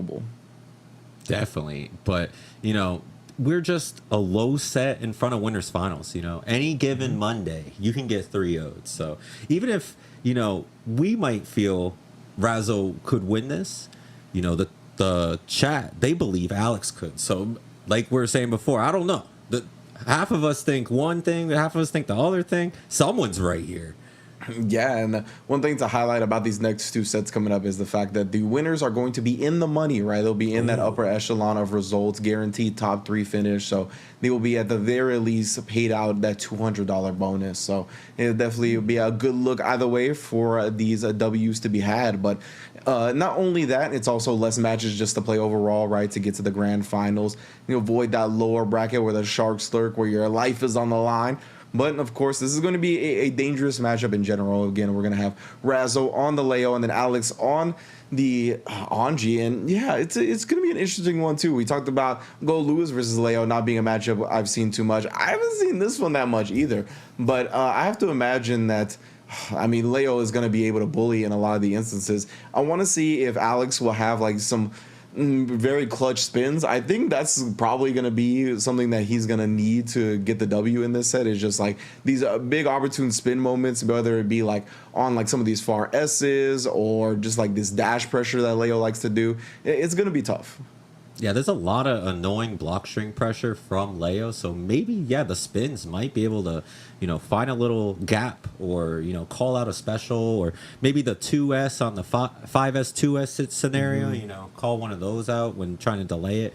But I'm not sure, you spin a little too much and then Leo just has to take a break, and then come for you. So it should be interesting. I haven't seen this matchup too much. I got to watch my boy Spooky a little more, see how it goes. But yeah. Should be pretty fun, honestly. I'm trying to think if like any of the Fujin follow-ups would be good, like in the neutral up against Leo, but I don't really feel like any of them are going to be a lot of answers in the neutral, right? Obviously, he can use them as like overhead setups and lows and stuff to shenanigan-wise to kind of keep him off balance, but I don't think really like any of the like the fan toss or something like that, maybe to like kind of try to get over a fireball and then take your turn like that, but that's kind of like a hard read type thing, so... Maybe from a distance, the butterfly against slash fireball to get started so they can't move in, but I'm not sure. Yeah, of course, like butterfly, like a really long startup, right? So you can definitely use it. It's just like take a lot of finesse. But I think that's what's going to take in general for Anji in this matchup, right? Leo is going to be coming at you very aggressively with all his tools, the the dash cancels on the 5K back turn and the overheads from long distance, and just in general his various ways to kind of close the gap. And on the other side, Anji, I mean, we'll see if he can kind of interrupt those with the Fujin and some of the far S stuff, or just in general what tool he'll bring to the table. Because again, yeah, we haven't seen this matchup too much, but we're going to get into it now. Again, this is going to be one half of winner semis. Winner of this gets into the winners finals. Top 3 guaranteed payout. So it is definitely an important match for both sides. Definitely an important match. So let's see how it unfolds. Most definitely. Blame it on the beast if you lose, though. Leo's kind of... No, I'm just... It's never my fault. It's always the beast's fault. Literally, when you were talking about backstance 5K, I just pictured the jump cancel BRC right after. I was like, oh my god, no. Please, no. Right? As soon as you start to think of it, you're like, oh, the capabilities, the possibilities. Ooh. You already tested him with the low after the Fujin. Interesting. Wow, the IB. Clutch block. I like the jump dust to the fall normal. It works out. But, man, this pressure staying on it. Raza. Yeah, I've seen Anji start to do that a little bit more now. It's kind of utilize that jump D to throw off the anti-air timing of their opponents. But right now, as you mentioned, Razo still in control. PRC after that, though, caught them slipping. You're trying to get started with Fujin in the run-up. What a juggle off the standing punch. Oh, nice. And then the stop sign, the back turn S. Just such a great hitbox on that move. Gonna send him through the wall. Big guts on Anji, though, so he's living for now. Oh, what attack! Just off the ground. Knew it. Commit to the throw timing, but Razo still just relentless with the chase down. Right, jumped right over that heavy slash. No arches here. Oh, counter. 2 boots. Yeah, it looked like he was looking for a burst afterwards. Alex not going to give it to him just yet, but Razo once again in that space with a throw. Guard break from long distance. Guard break out of the sky as well. Overhead blocked and bursted immediately. Oh, the jump does. Fake out working again there. Getting through back stance with the instant low, but the flash kick. Wow. Razo, why did they just know about that flash kick? And yeah, once again, Alex is going to try to take his turn and then just dumped back into it too far for it to actually open him up. Yeah. Oh, nice throw. Safe pressure. I like it. Oh, that was a safe. Yeah, challenged the butterfly perfectly with a flash kick, and now Alex very aware of how little life he has. Wow, still blocked the 6P. Good job not getting greedy, spinning through the fireball for now. Oh, and then gets in and closes the distance with that conversion on the air-to-air hit. Very impressive. Right? What a juggle. And Alex hanging on. Very clutch. Yo. I think it's the 2D out after that, but no, the flash kick is there to shut down any and all partying. Nice, yeah, went into the far S counter, try to go directly into Fujin. Razo putting a stop to that. Will sacrifice his burst to do so. Ooh, the fireball going through. I guess This is smart for Butterfly them, right? doesn't Just, do that much work. Yeah, post up on the other side of the screen, throw the as fireballs, and make Alex try to get around it in some way where he has to commit. Oh, the 2D calling it out. Don't twirl on me. And yeah, try to get the burst bait going. Alex delaying it, finally finds a successful one, but still in the corner, respecting the reverse beat potential of that 6H. Oh, the forward punch was out of the range. Gets the twirl and free throw. Nice setup coming up. Closing that distance real quick with the 5K once again. Razzo directly into the super, and with the super damage and the wall break, not even the 5 guts on Anji is gonna let him live. Well done from Razzo. They take the first game in a very convincing fashion, in the fact that they were still like, they fought for every like hit they got, right? It was all well earned, and it wasn't really any kind of scrambles or luck. It was just kind of solid play the whole time. Yeah, true. But I have to say, Alex was playing pretty solid too. Like getting a little more footing towards the end. Just little situations, you know, kind of lost their turn. There was one instance where the forward Rekka whiffed. You know, Angie could have got a whiff punish or something, but you know, in that type of moment at the very end of the match, you don't, with no health left, you don't want to mess up and swing into something or etc. So I understand, you know. Yeah, 100%. Is not the time to take the risk. So yeah, definitely Alex has shown some impressive play as well. I thought both sides played very well. It was all solid stuff for the most part. Both players were showing a lot of respect to each other. We're very aware of each other's capabilities and the tool sets that the characters bring to the table. So I'm looking forward for this set to continue. Definitely. And the Eagle's back in the sky. Let's go. Mans is always looking for a fight. He's just hawking on YouTube, looking for fights, and bum fights, street fights, Guilty Gear fights, whatever it may be. We got one going right now. Yeah, who knew that he would come across like King versus a time traveler? That's a new one. That's definitely a rare sight to see. You know, maybe you just want to see if you could bust up King Arthur. You're like, I could do it. He ain't nothing. Ooh. Oh, the Goldberg's instant blocked as well. Yeah, getting the punish on a Goldberg, that's a statement. I knew it was coming. Yeah, -10 right there, so punishable, but a much shorter window than a blue burst punish, which is -30. Woo. Oh, the RC punish, unfortunate. Falls Yeah, out. Just didn't get a drift forward or what. Nice block in the Yeah. overhead, of course. This is still plus frames, though. All right, the clutch 6P, but no falling K this time, but OTG damage to clean it up. Razzo. Man, that sword twirl is so sick. Norazo again straighten out the coat. Alex trying to spin, but yeah, it's so difficult to really pick your spots up against Leo. Wow, and just the run-up grab. Saw the green guard, and then the card crush just hitting. Big damage with the super. And so smart from Razzo to convert like that. Oh no. Baiting out the gold burst, punishing again, RC to keep the pressure up. Standing Man. tall here, Razzo. with demanding 2-0. The equal sign on that jump heavy slash right there equals a perfect, my friend. Yeah, that was just like super impressive once again. Great play from Razzo, top to bottom, just being aware, very aware of like gold burst, bad dashing out of that, and just in general, I really like his conversion off the guard break hit too, just going into the super, right? The way that hits, you don't really get anything off of it if you don't like immediately convert or like RC or something like that. So you just super it to get the wall break, big damage, positive bonus, plus frames, like it's just everything you could want. Yeah, it's exactly everything you could want.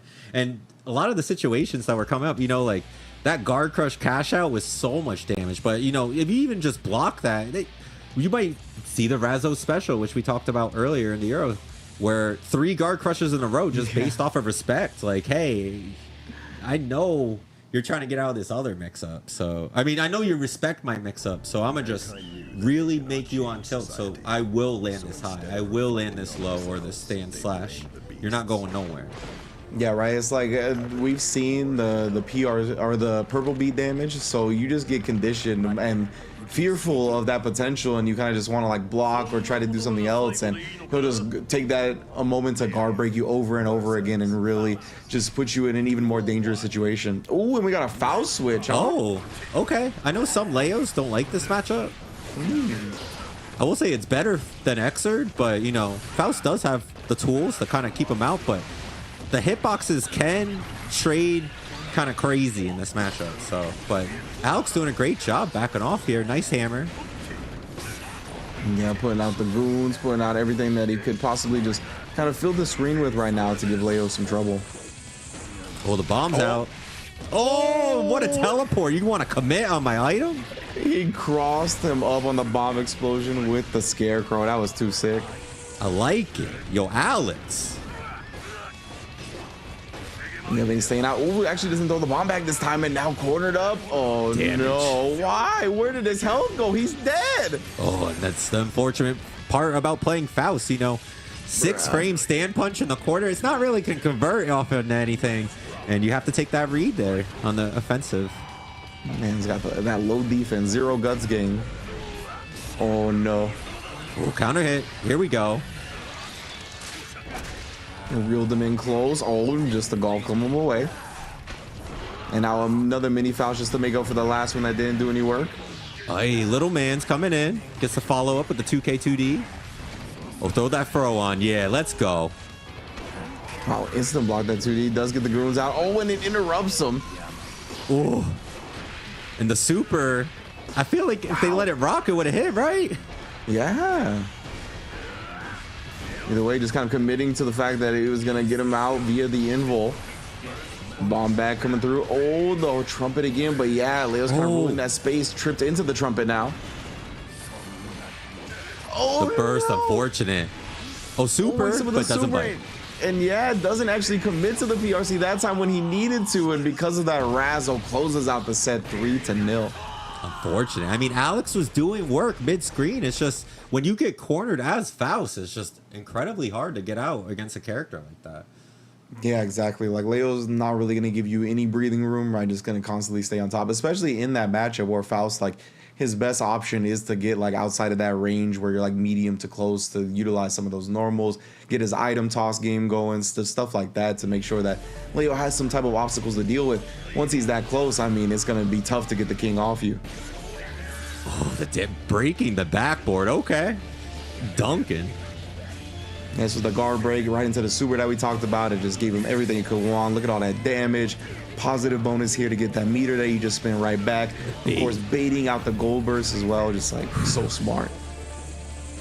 Oh, and this the teleport, that was so nice. Yeah, you saw he missed the first bomb attempt at like the 2P. So that kind of really messed up his timing. And he committed to the 2K afterwards. But because of that, the explosion hit a lot earlier than it would have if he 2P'd it. Oh. The situation here, you know, had the Afro explosion, gave up on the super. Yeah, that was real rough, bro. Because, yeah, I'm pretty sure it would have comboed. It would have caught on the Afro explosion, as you said. You know, Alex going down here to the super. But, you know, the Faust army is proud of your teleport mix-up. We thought that was cool. We loved it. All right, Alex? So we wish you luck in the lower bracket. But Razzo, moving on to winners finals. Yeah. Let's go. Good stuff to Razzle right there. They're gonna be guaranteed a top 3 finish in the money. Once again, as we mentioned, the winners of those upper bracket semifinals matches are gonna be guaranteed in the money, and this next one is no different, which is gonna be Temple Nut versus Jan. Of course, Jan, a one-time monthly finals winner, of course, being sandwiched between those K7 show-off victories between June and August, right? So Jan, our July champion, trying to get closer to become the September champ as well. Yeah, I mean, Jan is close. I'm wondering, when Jan won, did he still fight K7? Yeah, right. That might have been another instance where K7 did not make it to the monthly finals tournament. But, you know, we'll have our goons on it. We'll check in a little while. But Jan right now, got to get past Temple Nut on the Giovanna, right? I know Temple Nut also, I believe, according to our intel, has also been playing Gold Lewis on the side a bit. So we'll see if we get like the biggest body type match, you know, or if we do see the Giovanna to start it off.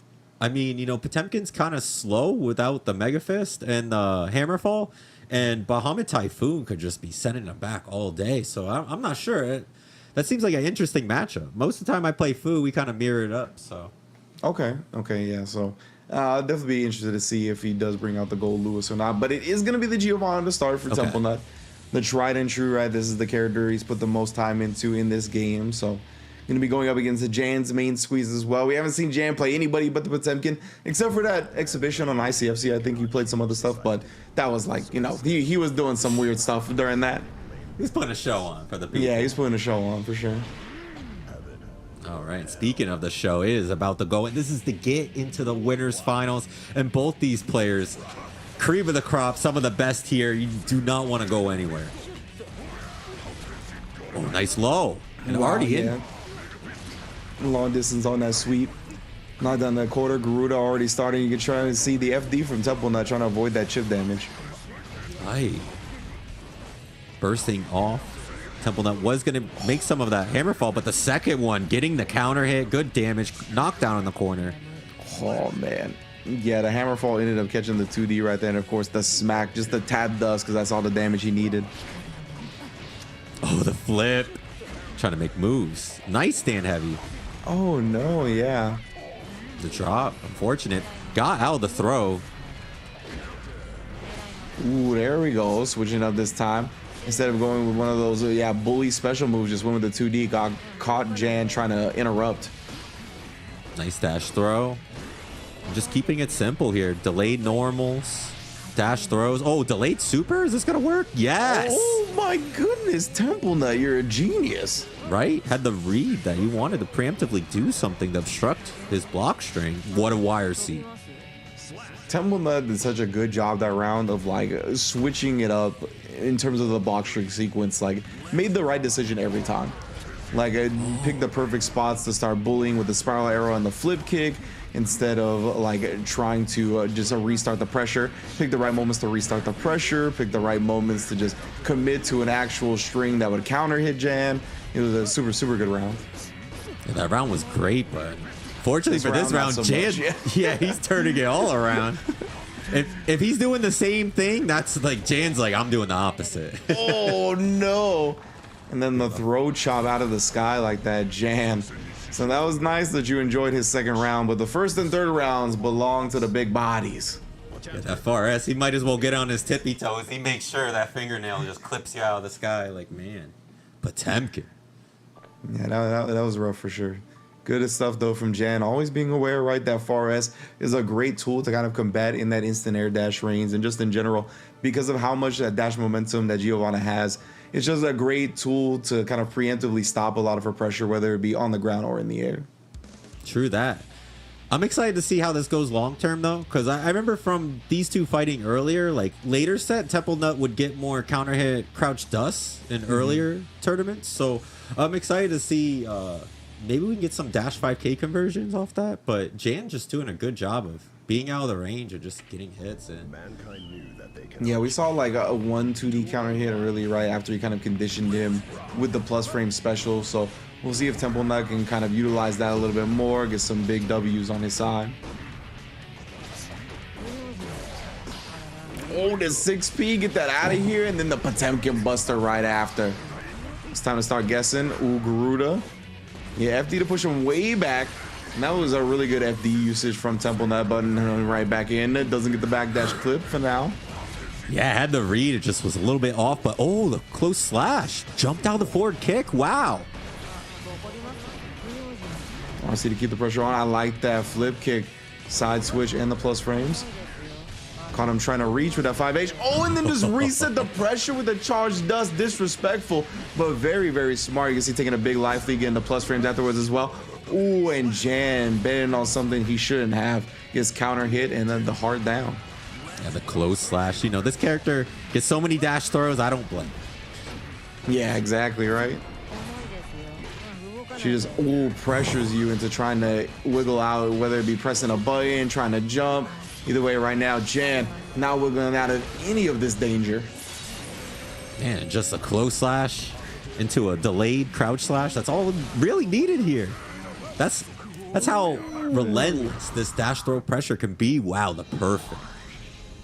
Great stuff from Temple Nut right there. Even keeping in mind the fact that Jan still had a burst available to his name. And Jan had to, right? Because that was going to be the end of the game. So no use in holding on to it. So great awareness once again from Temple Nut. And you mentioned, right, it wasn't going to be free for Jan. You said going deeper into the set, Temple Nut definitely gets more and more hits. And we see maybe striking a little bit earlier, so that bodes well for him. Yeah, I mean, we've seen Temple Nut go for these like backdash reads on throw situations, etc. And, you know, it's been working, but, you know, Jan, he has a lot of ways to throw monkey wrenches, too. We actually saw one of them get caught earlier by Temple Nut in game 1 on that delayed block string. That they did the super and just called out what Jan was doing. Probably Mega Fist. But, yeah, probably. His back was to the corner after all. You might see that Mega Fist come back and actually work. Yeah, I definitely feel like we might see a bit more Mega Fist in neutral, but a great 2D. And you talked about the dash 5K conversions. That's exactly what Temple Nut had there. Yeah, that's one thing in this matchup that adds a lot. Like, you know, your crouch dust versus his, you can get that counter hit and cash out way bigger than what Potemkin can get. Yeah, it was an incredible start for Temple Nut this game. Oh, wow, actually got clip grounded. That kind of sucked, but great backdash to get out of the situation that Jan wanted. Ooh. Oh, drop the combo. Oh, no. Take his heart. Slide head found the knockdown, but Temple Nut just waking up with the instant air dash, able to get back to mid-screen, cornering Potemkin instead. Nice. And whip kick, I don't know if that was supposed to be just like a frame kill setup to get the 2K or whatever have you. Kind of caught Jan lost in the lights regardless. Yeah, just throwing active frames out there. Yeah. Oh, the trade. Yeah, good read by huge Jan. trade for Jan.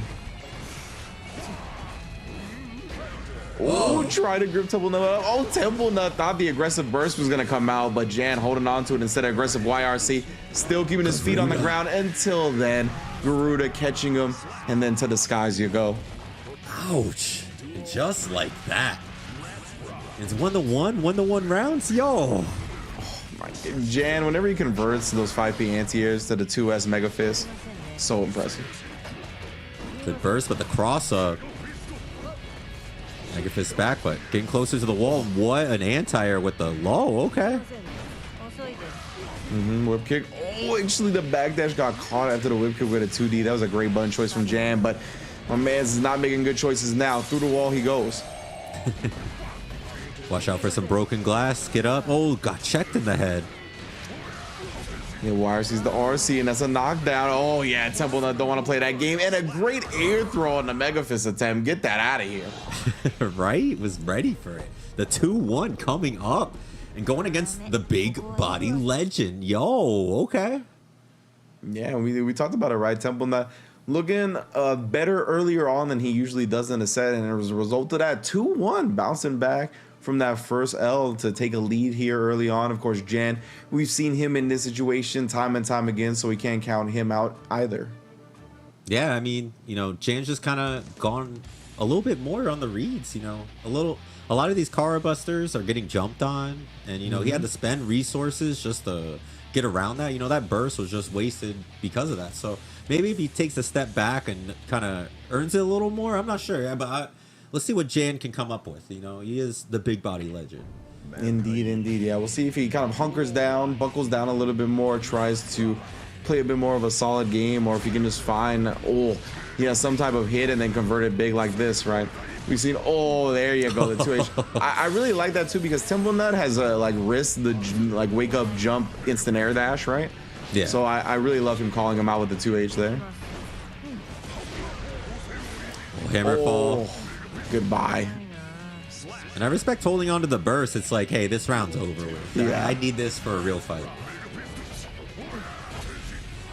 Exactly right. I definitely much rather have him just a burst here, on the first time Jan gets a significant hit, rather than spend it in that last round. Instead, Jan the first one to burst here off of a significant hit. Still cornered regardless, though. Ooh. See how much respect he shows to that Giovanna throw game, though. Has gotten clipped a couple of times holding up. Oh, not this time, though. Instead, reverses with the Potemkin Buster. Just bet on Temple Nut going with the dash throw, and I mean, command throw will beat that option. Oh, what an instant air dash. Full conversion, the super? That's more like tempo ambition. Okay. This man, the closest with the wrong way and still got the wall splat combo. Very smart. Low pressure, keeping it on. Gets that sneaky dust. Another one. Oh, instead the heat knuckle as soon as he landed again, reading his instant air dashes from Temple Nut. Built just enough meter. Oh, BRC! Oh my goodness, Jan even waited for the YRC, but Temple Nut waited so long that it turned blue instead and just slowed Jan down completely. Right, now set point for Temple Nut. Jan in trouble. That's a rough way to lose a round. Jan was looking for that exact thing. Oh, Capuente in. The throw. Delayed block string, and Jan trying to move in, but gets caught by the dash standing S. Oh, put the cheeks on him for now. Very hard to anti-air that move. These buns, son. Oh, nice Mega Fist, though. Yeah, and Temple Nut. Oh, ends up trading with that one. Double jump still, though. Jan just going with a rising jump P to combat that. RC. Oh, and he actually commits to the charge dust this time. Oh, and with the meter, are we gonna get a dive kick? No, just dust RC. Dust on the other side, then dust combo. He's still living here. Big guts up Potemkin, plus frames, and then goes low. Temple Nut sending a message right there. Dust after dust after dust, only to end it with an ankle shot. Temple Nut, man, getting himself into winners finals off that. Yeah, super clutch. The 3-1. And honestly, I think that's the only loss that Jan's taken this month. So yeah, good job, Temple Nut. You know, Jan's not out yet. We'll definitely be doing work in the lower end of the bracket, but man, you're gonna have to win a couple to reach back up to Temple Nut. Yeah, definitely great stuff. Once again, to Temple Nut as we begin to take a look at how it all went down here. Right, beautiful, just super to call out whatever Jan was gonna do in that instance. Right, whip kick. Negative on block, so that's when a lot of the opponents take their turn back, and he just stole it back instead. Yo, these 2K stand dusts were doing so much work this set, but you know, being afraid of that Geo crouch slash or the 2K2D right away, I'm not surprised. Yeah, exactly right. He was just classic conditioning again, which is what we talked about with Temple Nut through and through with this set, utilizing a lot of the 2K2D or the 2K2S to make him think about those lows, and then we saw how potent it paid off later on with the dust. Hey, if anything Jan's good at, it's throws and footsies. And what beats footsies and throws? Lows all day. True. Low. That was the BRC too. Oh, heartbreaker. Oh, the dust, man. These just do damage. Temple Yep, sent so him to the he sky. gets the charge dust right, and then a dash up, tap dust, ORC to get the full combo here. And then at this point, right, he had utilized so many of these 2K tap dusts, and he just goes into 2K right there, not expecting him to, I guess, utilize the low, right? He had to guess between a strike or a throw at that point, and Jan just guessing wrong. So Razzo and Temple Nut going to be your upper bracket finals coming up soon. Yeah, that Leo Geo coming, but right down there in the lower end of the bracket, Jan versus Chanclamatica. Wow, so that gotta fight the chip matchup. Chip Poe is gonna be a hard path there. So give your energy to Jan, Potemkin Army, in the chat. Match some emotes. Yeah, definitely. It's always one of the more volatile matchups in the game, that Potemkin versus Chip. But, you know, there's a lot of characters to explore, and you should be exploring them at compete.playstation.com. Sign up for these tournaments. They're free to enter. There's money that is paid out to the top 4 as well. So if you're looking to sharpen your skills with whatever character it may be, you can do so over at compete.playstation.com. So we're going to give y'all a chance to go do that before we get to this upper bracket finals, which should be a banger. Again, it's going to be it's going to be Razzo versus Temple Nut. Incredible stuff for both sides for sure. Leo versus Giovanna. Don't go anywhere. We'll be right back with that match.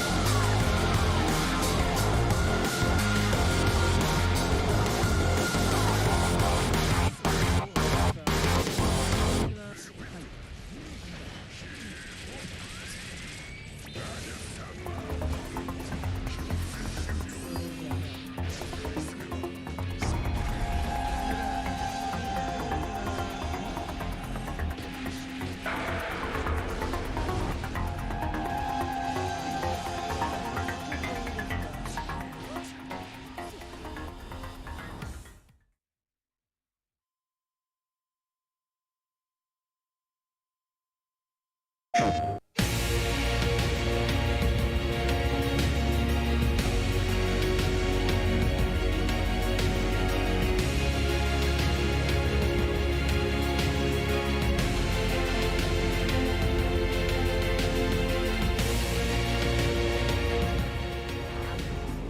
welcome back, everybody, to the PlayStation Tournament's North America Guilty Gear Strive September Finals. And we are already in this upper bracket finals area. And, you know, the lower bracket is developing. I'm pretty sure we're near our top 4 now. But, man, it is coming forward. Oh, pretty much, yeah. Look at that. Pretty much like a top 5, top 6 here. But, yo, Razzo Temple now going to be going at it in the winner's side. And then right on the loser, Jan versus Chen Latomica. We were just talking about that. The Potemkin versus Chip matchup, trouble. And then Alex, 8721, just waiting, seeing who will come on top. Indeed, Alex. Awaiting in that lower bracket semifinals match. But right now, we're going to get to that upper bracket finals, right? It's going to be Razzo versus Temple Nut. So we'll see what the poll says in a minute here, who actually is favored here. I think 2 of our favorites, outside of Jan, to take the entire tournament for sure. Razzo has been doing an excellent job representing on that Leo, and we just saw Temple Nut slay the favorite in Jan to make it into this winners finals in the first place, right? So obviously both of these players guaranteed some cash at the very least, but they're always coming for that number 1 spot. Yeah, I mean, Gio doing damage like this, I would think she could be number 1 right now, especially after half of those conversions. So I don't know. You know, I thought Leo and Razzo were doing so much damage this past month, but Temple not just taking Jan down like that. Oh, wait, 69? Nice. Okay. Indeed, Razzo favored in the chat so far, and a lot of faith in that Leo, right? We've seen the second king take 2 crowns before in the form of K7, so we'll see if Razzo can kind of continue that tradition with the Leo reigning supreme, or if we'll get a new champion on the throne here. Perhaps Giovanna goes from protecting the president to becoming one herself. Oh, wow. That's actually thinking about it. I mean, she's got the moves to do it, you know? So it may be just enough backdashes, but Leo just storm running everywhere. The king rules all. So, you know, that land, there's nowhere to run once the king is in the area, you know? Gonna get all his little knights out. But, man, the cross-ups, the fireballs, I don't know. Like, Gio, she got the normals to keep him honest sometimes, but for how long?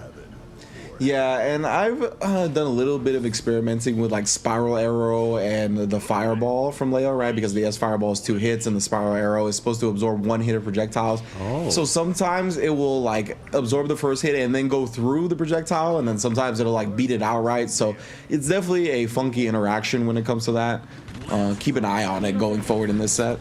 Definitely. I'm sure there's some situations where you'll always get it, but if you're just winging it, you know, it's 50-50 there, I guess. Mm-hmm. And right now, both sides showing a lot of respect to Razzo finding the first hit and then going back to the original side, but awaiting Temple Nut to burst as soon as he got that first hit.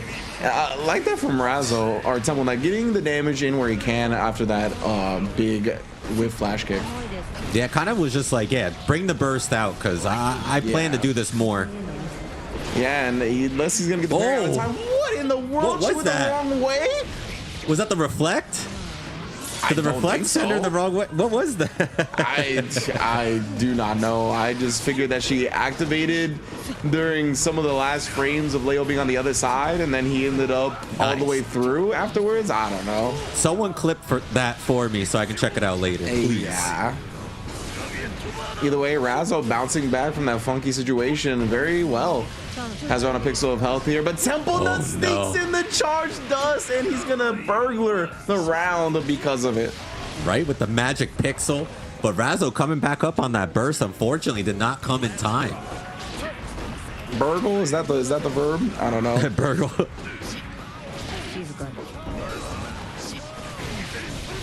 Oh, nice. Flash kick. The overhead. Lets her drop in the corner and keeps that pressure on. Man, the risk is getting jacked. That guard damage. Bruh, yeah. Almost into the red territory. He will relieve some of that, but that's with a throw, so just increased damage. The back turn 5P picks it up before she touches the ground too. Great sequence right there from Razzo. Right, he was just juggling. Dribbling that ball. Man, I really like that from Razzo too. On the jump in to start after the stage transition, try to bait out the YRC. Temple Nut didn't give it to him though, and look at this. Temple Nut stayed so solid until that moment. Tried to sneak in the throw and only found a super. Yeah, I was trying to get that main Geo game on. You know, I'm gonna do a close slash, I'm gonna do a throw, but no, Razo's like super will beat both of these. And Temple Nut though, they're gonna continue that overwhelming offense. Finds the air to air. Oh no, scramble results in Temple Nut. Big opportunity here, and then once again, yeah, just getting that big damage in and then letting Razo burst. Yeah, getting that free damage, and now the pressure's on. Nice stand heavy, not counter hit, just kind of waited. Oh, full conversion? Yes. Yeah, and it looked like Razo was very much concerned with getting thrown right there, right? Temple Nut just consistently staying true with the meaty, the close S instead of 2S, stuff like that. Never really went for a throw on Razo, but he knows that it's such a potent threat that you gotta respect it. Yeah, I mean, maybe Razo thought wouldn't happen. I'm not sure. Just from the super before, but nah, this is Geo. It's coming. Yeah, definitely good stuff from Temple Nut. Razo, we'll see how they bounce back from that loss. See if they have any other tricks up their sleeve or strategies they want to implement that they haven't started yet. Yeah, let's get it on. Mankind. Indeed, Temple Nut still looking so strong though. What a showing so far. Taking down Jan, taking a lead here in Winners Finals, but stop to everything, that 2D. We'll see both of these players utilize those moves a lot. Very potent tools for both of their characters. Oh, the triple up on the back super turn S. My goodness. And the chat, they clipped it already. They said it was a back stance super whiffing pass. So, you know, it went the wrong way from the back stance. Cool to know. Ay, what a pickup. I would burst too. Nice reversal. Oh, nice whiff punish right there. It gets scary kind of swinging into that far S of Giovanna, but Razo calculates it well and then gets the wall bounce. And it just the 5K putting a stop to that 2D. Temple Nut trying to fight back. Ooh, the PRC off the throw gets another one on the dash up, and just like that, a tied game, 1-1. Yeah, Razo covering the first whiff throw with a PRC, only to throw him again, right? Just as you mentioned, the micro dash and the throw, closing that distance that he needed. So good stuff.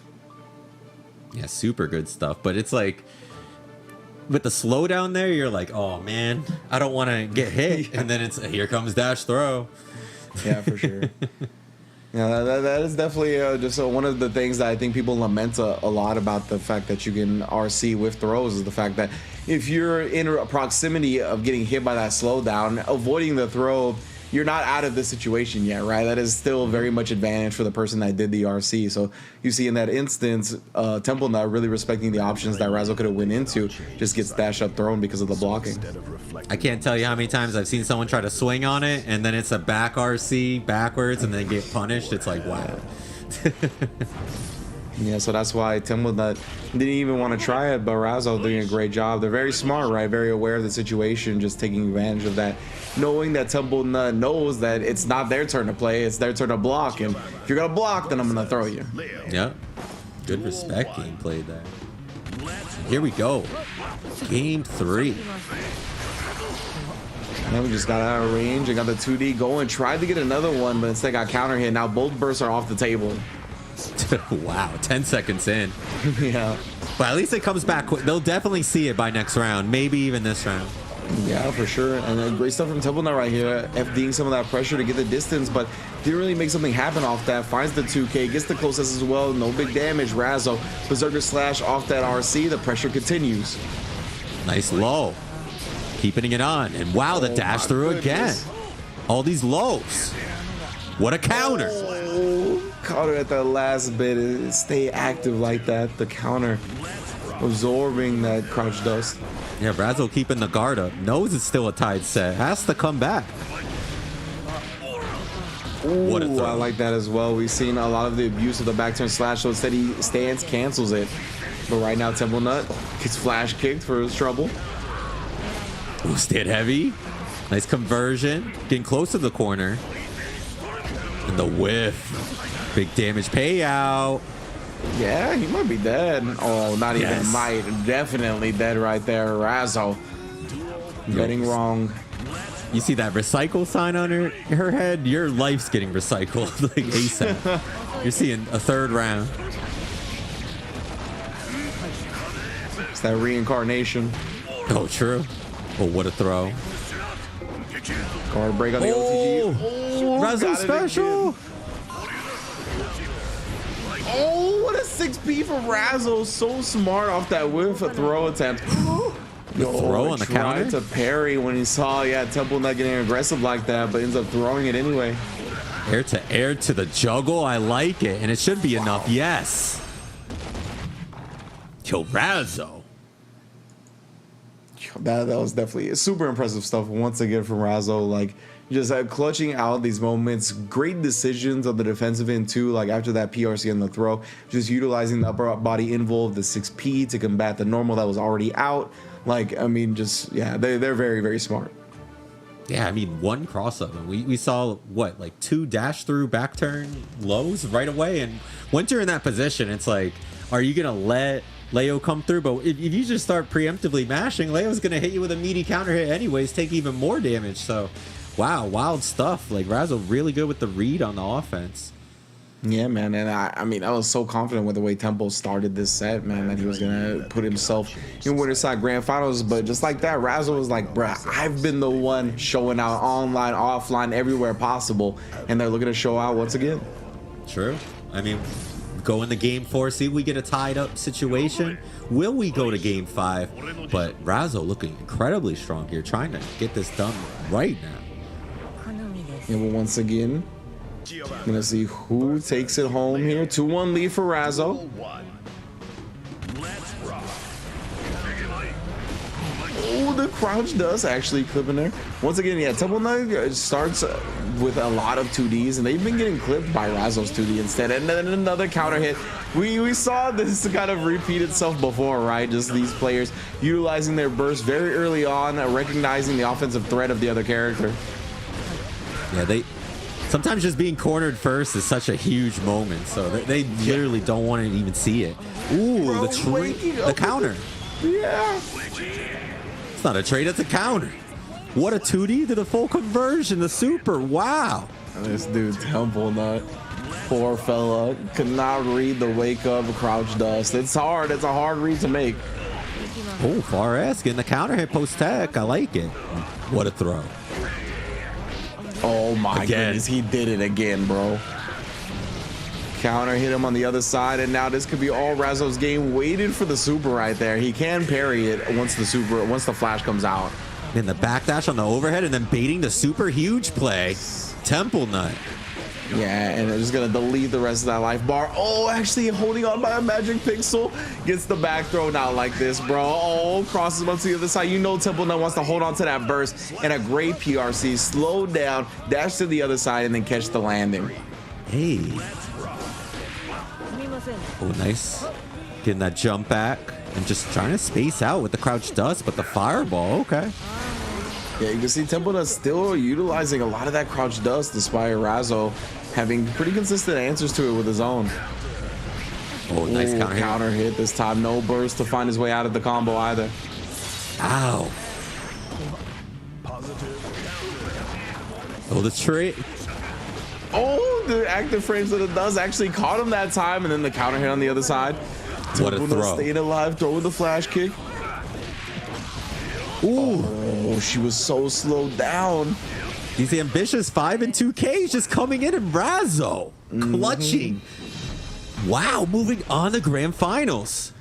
Yeah, great stuff from Razzo right there. I really feel like Temple Nut thought he was going to be able to press something a little bit earlier than he was actually able to, because he got clipped by the slowdown, but Razzo was going the opposite direction, right? So like, okay, by the time we actually get to interact again, the slowdown should be gone. But like the 5K, the micro dash 5K brings Leo so far forward so fast that it still clipped whatever Temple Nut tried to do.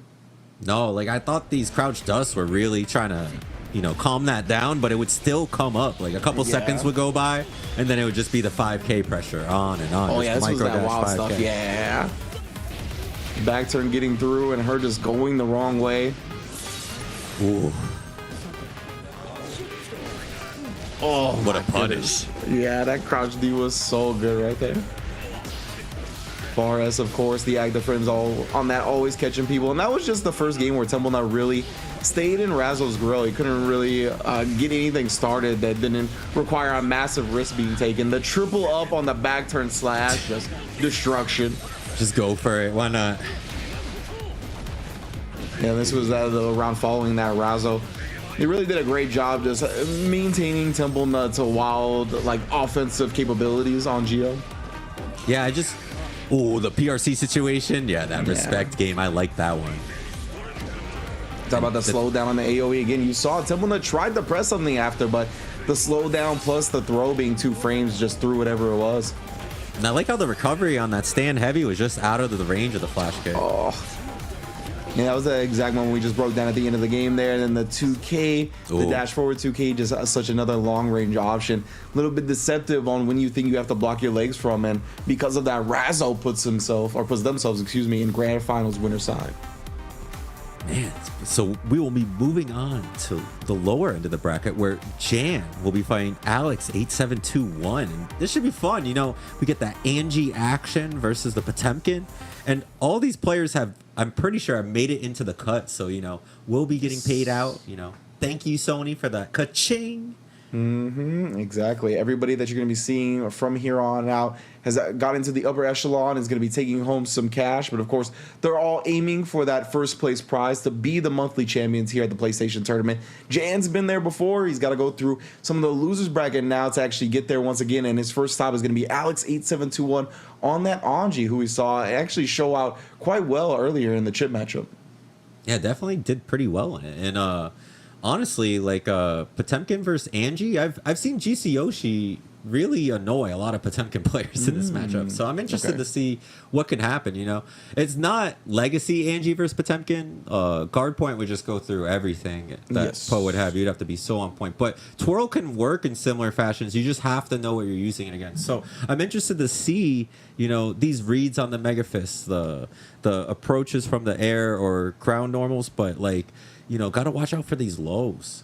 Yeah, for sure. And it'll be interesting to see like how Anji kind of approaches this. Obviously, like Potemkin being a big body could definitely get clipped by like the overhead, like Rin from a longer distance than a lot of other characters. But I know there's some combos that are a bit more finicky on Potemkin as well because of his big body size. So we'll see if Alex is prepared for that as well. I don't know how much Potemkin experience they're gonna have, but hopefully a lot, because you're gonna need it against Jan, right? One of the finest Potemkins in the business. Hey, you're going to need it versus Jan, but, you know, you made it in the cut. You know, you want to get paid. You want some Skrilla, you got to be a killer. And Alex, you made it in the top 4. Congrats. So let's see how you do in this Coliseum right now of killers. Oh, my God. Yeah, the losers semifinals again, trying to get to that lower bracket finals, that top 3 guaranteed position. If Jan does manage to take this W, he'll get his run back up against Temple Nut, the man that sent him to losers in the very first place. All right. Oh, and tops right into his arms. He did. He tried for the Fujin hop and instead only finds a jump heavy slash. And now the Garuda games are being played. Wall splat instantly. Rough start for Alex. Right. 15 seconds in and like all the health's gone. Yeah, and Jan now fishing for that last bit of damage he needs. Alex, of course, on the other side. Not concerned with that. Tap does not enough damage just yet. Big guts gang. Good jump in, but no combo. The forward heavy follow up to RC. Oh, nice low. Back to back on the low, yeah. Oh, throw the co out, but gets checked. There was nothing coming. A little too hard of a call out. Wow, I can't believe Jan landed in time to get a trade there. I'm just so impressive, the awareness on this man. Yeah, he's definitely playing this game a lot. Wow, what a Mega Fist. Good conversion. Oh, nice IB, but doesn't really get much after. Nice slide head coming in. Jumps out of the 6K range and now taking the corner. Ooh, and once again, the 5P to 2S Mega Fist conversion sets him up in perfect position for that paw buster. PRC. Oh, anti-airs him again. OTG Mega Fist. One more again. And Jan like that. Striking first blood. Right? I was a little worried he didn't spend attention because there was no burst there, but it didn't really matter. He just kept the pressure on and cleaned it up. Very nice. Yeah, good stuff. Once again, he's always so solid with those 5P anti-airs, right? He always finds them at the height where he can get the 2S link into the Mega Fist as well. I mean, he's just always on point with that stuff. Jan, once again, reading his opponent well and just bringing the grappler style to strive as always. True.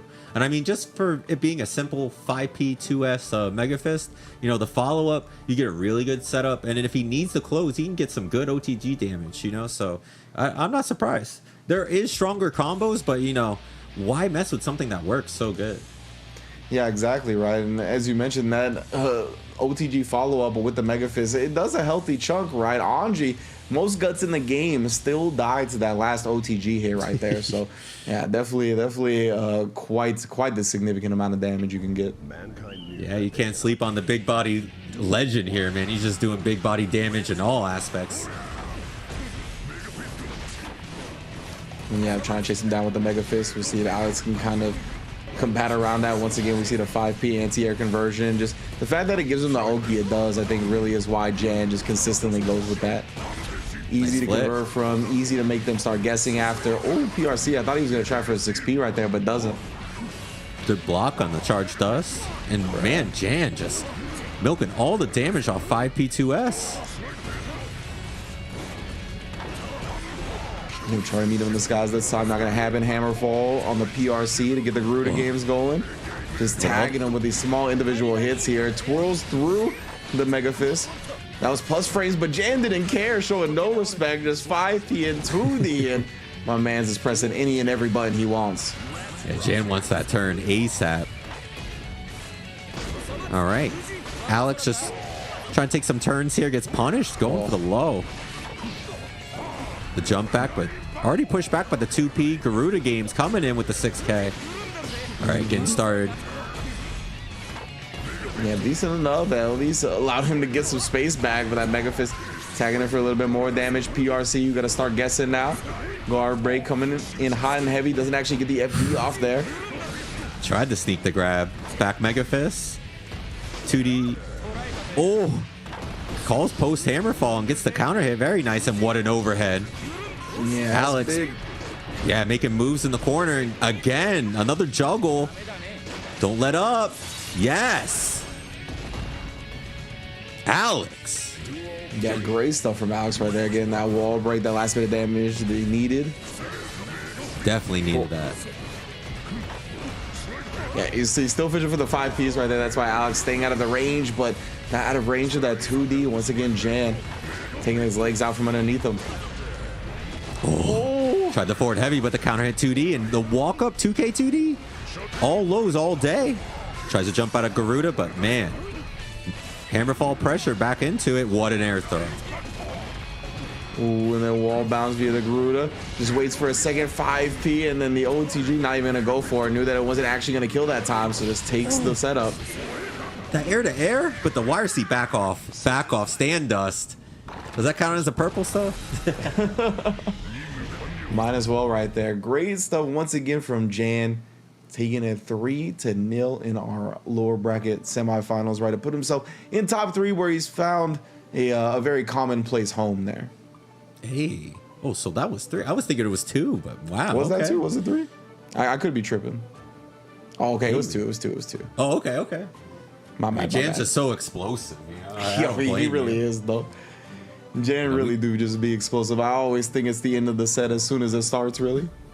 No, it'd be like that. But, you know, we saw Alex run it back before. Ooh. You know, maybe they can get a read here. But, you know, dealing with one of the final bosses, you know, is not going to be easy.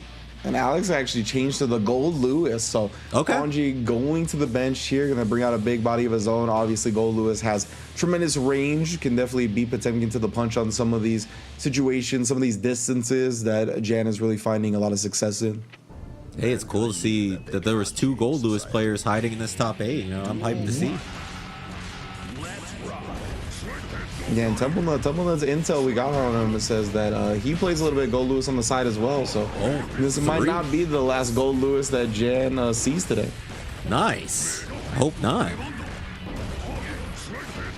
Ooh, yeah, right now you see though a lot of respect being shown for the range on these options. Ooh, just tags him with a level 1 security on the machine gun. Just spin the Yes. security level on the bomb. Some free damage. Oh, the jump in and the overhead. Ooh, let's Gotta go. watch out. Yes. Oh, messed up. Yeah, it's unfortunate, but still you can just see, oh, the overhead this time, the bounce gets the 6H follow-up, tries to bring up the machine gun, but the hammer fall with the stop to all that. Oh no. Jan Oh, trying to lock him Goldberst. down. Alex not willing to play that game. Level 3 security just jumps up, doesn't get the full follow-up. Slide head knocks him down here. Yeah. Man, can't run from the cryptid's gravitational beam. Damn.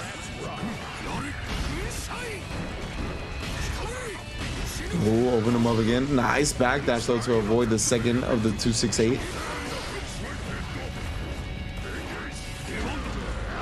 Yeah, you can see Jan trying to throw out a lot of big buttons, but Alex doing a good job switching up his approach. Ooh. Free block stun. Megafist is in. Delayed hammer fall. Garuda games. Good blocks. Oh, the low.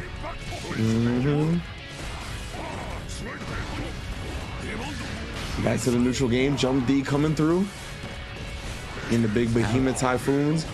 Alex trying to space this out. Trying to force a jump in as well, Nice. but man, getting it.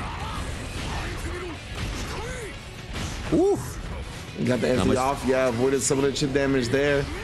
Ooh, RC avoiding the FD. Oh my goodness. And then the jump D harassment. Alex coming through with the spooky hands right there. It is almost Halloween time after all. True, true. Man, coming back though, solid pick. You know, we're a little uneasy. We're like, yo, we like Gold Lewis, but can you do it? But you know, really showing, yo, Potemkin can get bullied around a little bit. You know, he doesn't have that movement, so you can't really get away from these Bahamut Typhoons. And a lot of these overheads post guard crush were hitting. So great pick by Alex. Let's see how it does long set. Yeah, I really like the jump dust into the Typhoon harass too. Like just really keeping him locked down, not letting him do anything that like could interrupt that gap, right? If you're trying to do something, you feeling froggy after blocking that first jump D, you're not going to be able to do nothing. It's going to get clipped by the second kind of jump in normal, in this case being a special from the Typhoon. So we shall see if my man can continue to ride this. I like the switch up. It's definitely looking a lot better than the Anji did in this specific matchup. But of course, that's just one game, right? Jan can start downloading some intel, adjust his game plan accordingly. Aye, nice. Checking. Oh, flicks Flicked. him. Try to get that leveled up bomb. Oh, RC's just to make sure. Yeah, interesting. Just RC so he didn't get hit by the bomb. I wonder if he tried to drift forward and just didn't get it. To see if he can make it over the bomb. Now we're at max security level once again for Alex if he wants to utilize that. And instead, I like that the jump back into the dash forward is usually kind of a like linear, predictable style of play. But in this instance right there, I thought it was pretty smart from Alex. Just because he had level 3 security. Oh, good block. Gotta guess though, the dust, it works this time. And yeah, my He man's is dead. Oh. I mean, Alex jumped out of it last time, but you know, Jan mixing it up enough gets it. But I like the Bahamut Typhoon versus Garuda matchup. It's kind of like, yo, I got your number. I got this too. Oh, okay. Fares gets the counter hit, and damage. yeah, big damage here. Ending in one of the Behemoth Typhoons that gives him great Oki. Gonna end in the super as well for the wall break. Big damage and plus frames here. You got to guess for the game, Jan. Oh, instead, actually just going with the drone does clip Nice. him, and we see why Jan RC'd earlier, right? They couldn't afford that hit with his health bar. Yeah, no escape. And the jump dust brings it back. It's the punish. This could be bad for Jan. He is cornered and eats the overhead on a backdash. It's so active. What a low. Yup. Nice. Super? Yes. Is this enough? Did you churn? Yes. Ooh, good stuff from Alex right there. Yeah, getting that conversion off the low two with the 2S like that, I didn't know that worked. That is potent stuff from Yup. Gold Lewis right there, and a great switch up on the characters. So mid-screen, if you do land that, you do the 2S to the forward, up, back, Bahamut Typhoon, and you get the safe jump set up. Since it's a little extended juggle, it always works. It's very dirty. That's really dope. Yeah, but great choice by Alex. You know, going for the eye. You know, you taking me out with a big body, I got a big body for you. You know. Yeah, definitely. And Jan's gonna commit to the Potemkin as well, not switching it up at all. But Okay. this Gold Lewis has definitely posed a big threat on the side of Jan. He hasn't really been able to come up with many of the answers that he's been looking for, right? We see him try to get active with some of the buttons, but that leaves the door open to do the instant air dash jump D, and he hasn't really found a solid answer for that whatsoever, to be honest with you. Hey, it's just cool to see Gold Lewis doing work in the top 3, you know. Twitter, he downplaying this character a lot, but I see a lot of people putting their heart into it and getting through a lot of these troubles.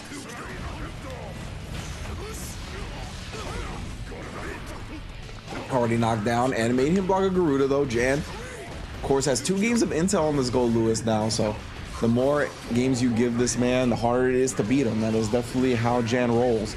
And already here making mincemeat out of Gold Lewis in that round. Oh, it just turned it on like a switch, was ready for it. Yeah, but you know he wants to keep that impression up, not even let Alex start to build that momentum, and that's a great way to do it. Throws him out after the jump in, back dashing the Behemoth Typhoon attempt, but still trying to find their way in regardless. Yep, the jump does, and wow, the Bahamut going through. Missed that jump slash though, but the jump does, catching the throw. Oh yeah, he's winding up, but that is a significant startup right there. So Jan recognizing it, utilizing the slow combo too to get the close S into the Garuda impact. Good FD to get out of the pressure. But now kind of has to make their way through or they're going to get cornered soon. Oh, Jan's coming in. Oh, the mine. Yeah, I mean, Alex he's been doing really good with the mine this match. Yeah, we even blocked the slide hit right there. Jan actually managing to avoid it. Oh no, and then Nice. stuffs him with the 2S right there, getting the counter hit and then converting for a full kill. Once again, Jan holding on to the set right. And that's what we talked about, man. The more games of intel you give Jan, the harder it's going to be to defeat him. So despite Alex doing a great job switching to the Gold Lewis, making it a real set, Jan finally got enough information he needed to just get the one more W that was required. I mean, true. You know, the Gold Lewis pick was great. It did some work, and it definitely made it quite an awesome match to watch.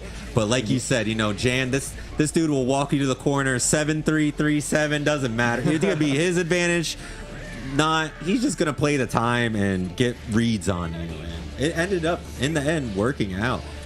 And Yeah, go ahead. Oh, sorry. Go ahead.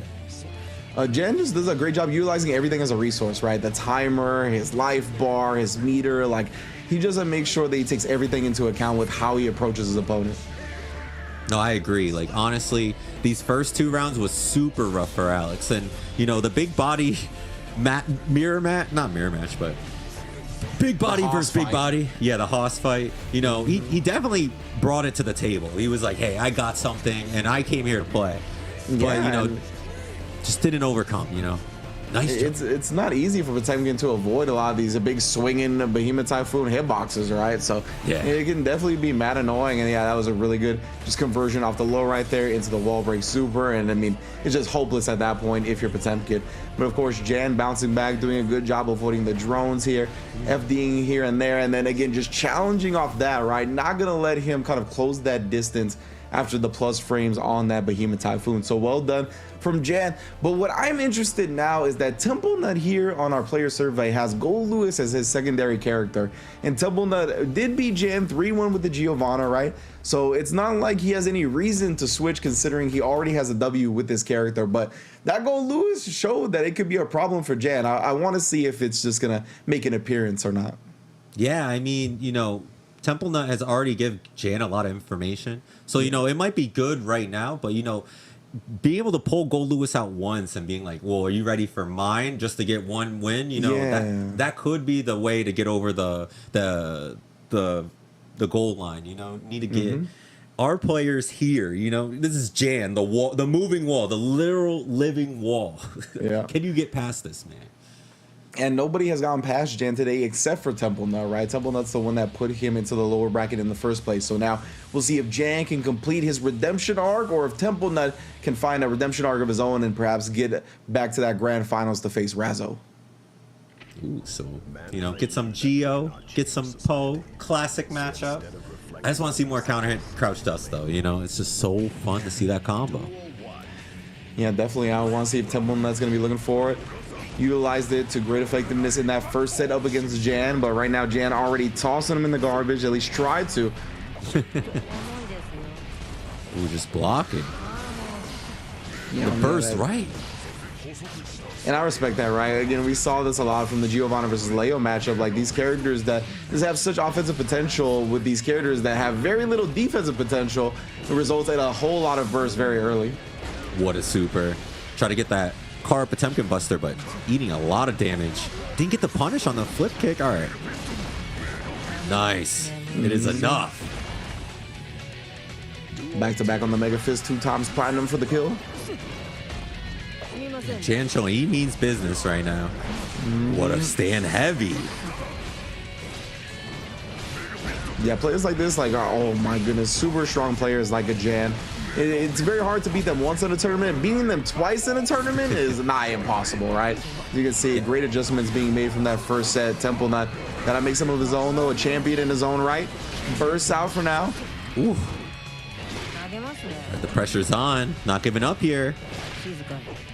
What a throw. Delayed block string, goes to the RC. Returns the favor. Yes, the crouch slash. The multi-lows working to the super. Oh, and then chunking the Potemkin down enough to get the kill, forcing here a 3rd round in our first game. I mean, you said it before. Taking out Jan twice is incredibly hard, but, you know, it just shows how well Temple Nut knows their game plan and how to switch it up. Nice IB. Oh, yeah, and then IB left her in range to get that instant air dash offense going afterwards. Oh, no, the dust whiffing. Another wake-up super, and that's going to pay off big here. Not only connecting, but going to break the wall. Yeah, just smudges his Puma. And, man, he's in trouble. Ooh. The burst bait. Temple Nut setting all the traps. You better watch where you step when you step into my temple, my friend. He knew every which way that Jan wanted to defend against, and of course that burst, his life was on the line, right? And when the tension is there to RC, it is very difficult to get that burst successfully off. So well done from Temple Nut again, sticking with the Giovanna and sticking with W's. Yeah, incredibly well done. Like, Temple Nut was literally on the ropes second round and just brought that back.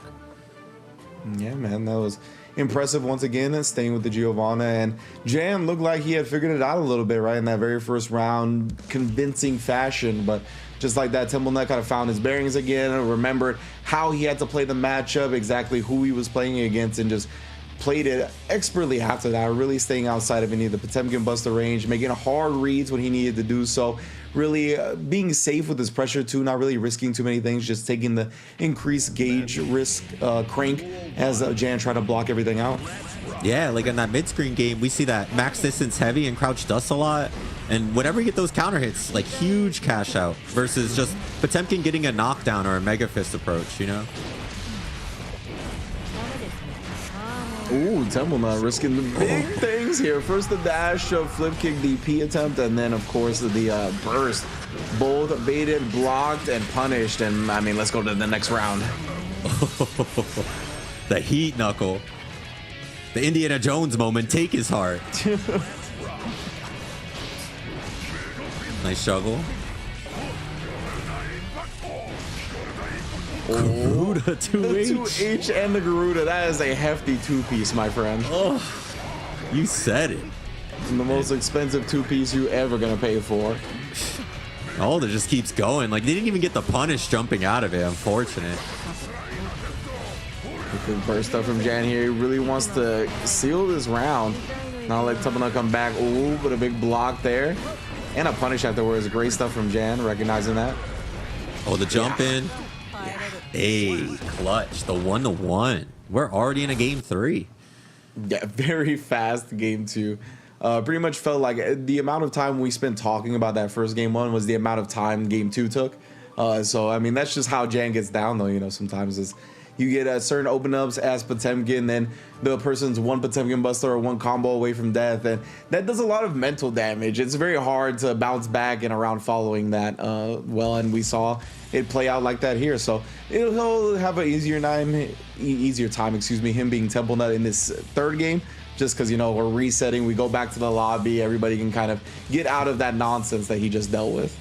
Not sure, like you said, that nonsense. It's like you can only take so many meteor throw situations, and especially when you're getting anti-aired so clean, it just keeps coming back. Yeah. It's definitely tough to weather that mental storm here. That's just one of the pros of playing a grappler, playing Potemkin, right? You do a little bit of extra mental damage to your opponent. And because of that, you know, it's very easy to kind of ride that momentum and as the opponent get overwhelmed. But of course, Temple Nut, as we said, NEC 20 champion of King of Fighters 14. Like, this fella has been through massive tournaments and has come out on top. So there's going to be a composure on his side as well. Yeah, no stranger to the game. Ooh, what a conversion. Do not want to get counter hit by Mega Fist. What a throw. Man. I feel like 7 of those whiff just for that one to hit. For real. And that's the thing as a grappler player, right? You can't be discouraged about how many times you whiff the command throw. Shooters shoot, grapplers grab, you know? No, it's true.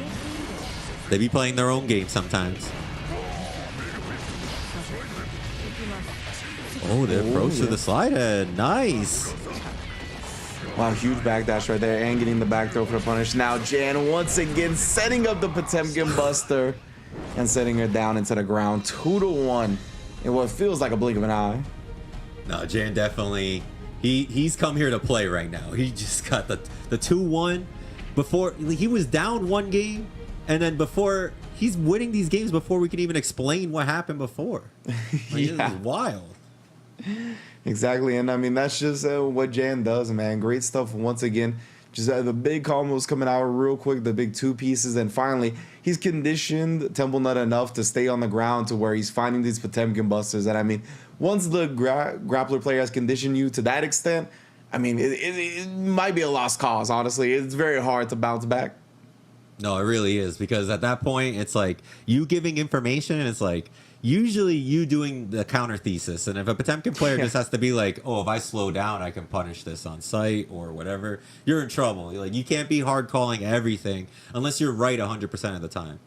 Yeah, and right when it comes to playing against Jan or just playing fighting games in general, you're presented with so many decisions to make that making them 100% of the time correctly is just impossible. So that's kind of like something you kind of have to accept, though, when it comes to the fighting game mentality, right?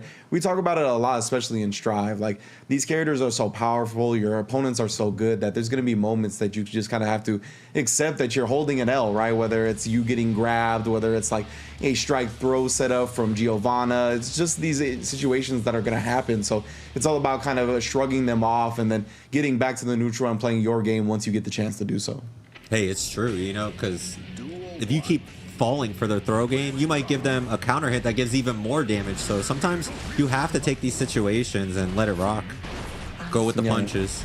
Yeah, you can't be obsessed with like you doing everything right 100% of the time, right? You got to give your opponent some credit too and realize how good they are. And Temple Nut not giving Jan any credit right there, bro. He's like, you have to show me you can actually block these charge nuts on reaction. True.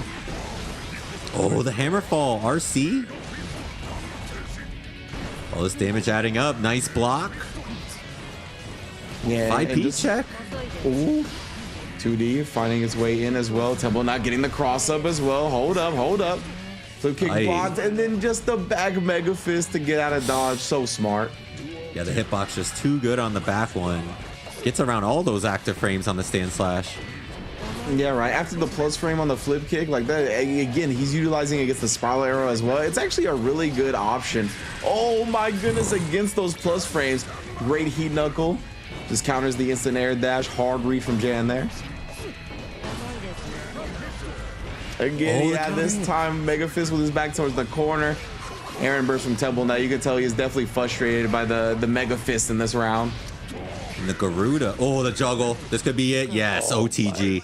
And it's unfortunate. You know, sometimes it's okay to backdash and get hit by Garuda when you're completely mid-screen because you get sent out. You can't get looped. But the amount of damage and where they were, you know, they tried to make a move right away, got anti-air. That was already the end of the game, you know. Unfortunate.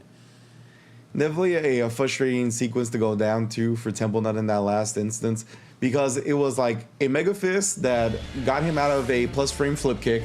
Then it was a Mega Fist that got him out of the plus frame spiral arrow he blocked. Then once he did spiral arrow after that, Jan didn't do anything. He just blocked the 5K and then he did spiral arrow again. And then he Mega Fisted the 2K afterwards, which hit Temple Nut, which then he bursted because he got tired of getting hit by the goddamn Mega Fist. So it was definitely rough for Temple Nut for sure. Unfortunately for him, Jan just is so good, man. Is so good at knowing his opponent, really reading when you're going to start cracking mentally and just taking full advantage of it. Yeah, I mean, the persistence and patience from Jan overall, you know, this man has overcome so many bad matchups in other games with big body characters that, you know, even if you have a good footing and you're playing player to player, you know, he just needs those reads on what you're going to do and just play patient. Yeah, this is what we saw. Nice. The conditioning coming into play, just Garuda into the Potemkin Buster. And yeah, this was real tough. We got Temple Nut with the cross-ups here, yeah. And then that was one of the situations, right? Flip kick countered with the Mega Fist. And then in this, this I think is the very last round here. Or yep. Just instant air dash straight in. That one hurt. So well done from Jan, man. I mean, that has been Potemkin's like primary defensive tool since this game launched, is back Mega Fist.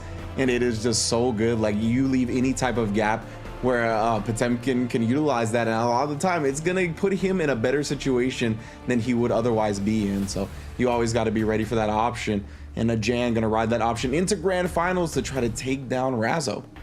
Ooh, in the 11-0 and 12-1. Ooh. Man, these win rates. I mean, I think the chat can take that and like vote on it at some point, but I think either way you're picking quite the player. You know, these are two champions going at it right now, and both these players this month alone have won countless tournaments, so this should be fun. Yeah, absolutely. The Leo versus the Potemkin. Razzo's going to have that winner side advantage, right? So that's a good look for them. But, I mean, Jan has had that experience. So, of course, Razzo's been to the upper echelon, has won multiple tournaments online and offline. But Jan has probably competed in, probably more tournaments than 95%, 99% of the FGC. Just been around for so long and has been so good.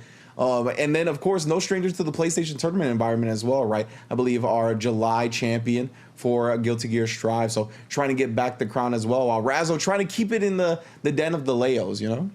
Yeah, I mean, this is going to be an interesting match. Like, Jan's been in the circuit for like 15 years, and Razzo, you know, like 19, 20, like, but quite the player. So it's definitely going to be a good description of what new school versus old school can be at the highest level. Yeah, this is going to be a cross-generation fighting game battle, right? That's true. How I always like to put it. So Jan, who's been around for a long time, has done great at a whole lot of tournaments. It's going to be going up against Razzo, who really made their name, I think, right now on Guilty Gear. At least that's where I found out about them. I'm not sure if they played like Blaze Blue Cross Tag beforehand or some of these other beautiful fighting games that we have. But yeah, I mean, Razzo's done a great job in this one. And going up against Jan is going to be no easy feat, but I think they're prepared for it. Yeah, I think they'll be prepared too. They've definitely have shown most matchups they go against. They definitely have a strategy that works and know how to switch it up. So, and they definitely play to their strengths. So, this should be interesting. I know most Potemkins don't like the Leo matchup. Like, even when Fab lost to Zidane and Xrd, he definitely wrote a salty tweet about DLC characters. But, you know, Leo, you know, has a lot of tools to keep Potemkin from getting into that slash fireball and the charge fireball just being slow and out there. But, you know, Flick dealing with that and knowing when to Mega Fist, but, you know, a 2H or a flash kick into an RC situation can be a lot of damage on any counter hit from Potemkin coming from the sky. So, I don't know. Yeah, it's definitely going to be a close one, as it usually does, or usually goes in our grand finals, of course.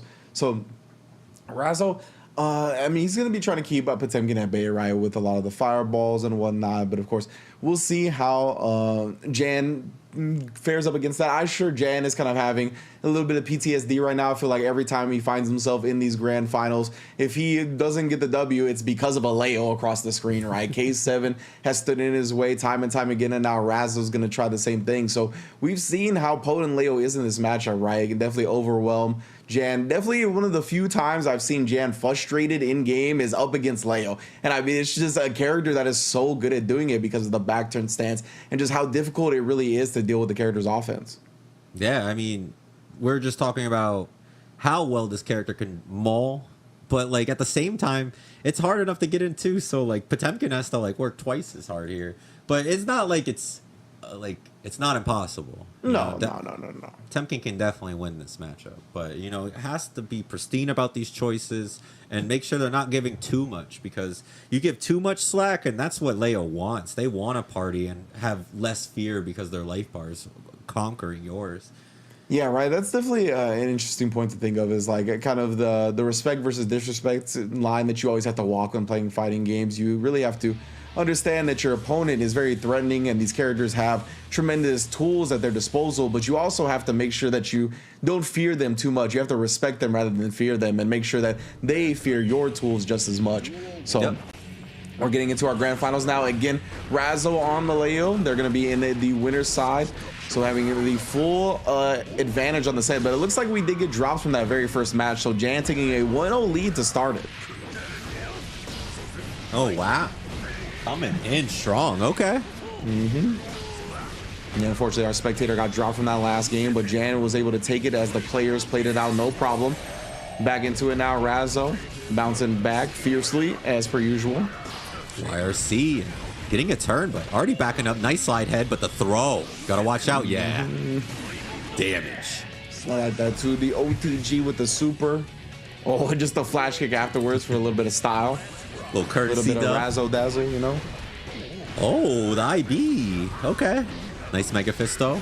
Oh. Yo. The burst. Yeah, and you can see that's how much Razo respects the danger of getting hard knocked down by Potemkin, right? Just gonna burst out of that anti-air combo to make sure that doesn't happen. Yeah, doesn't want to see a close slash or anything. Ooh, nice flash kick. Pressure's on.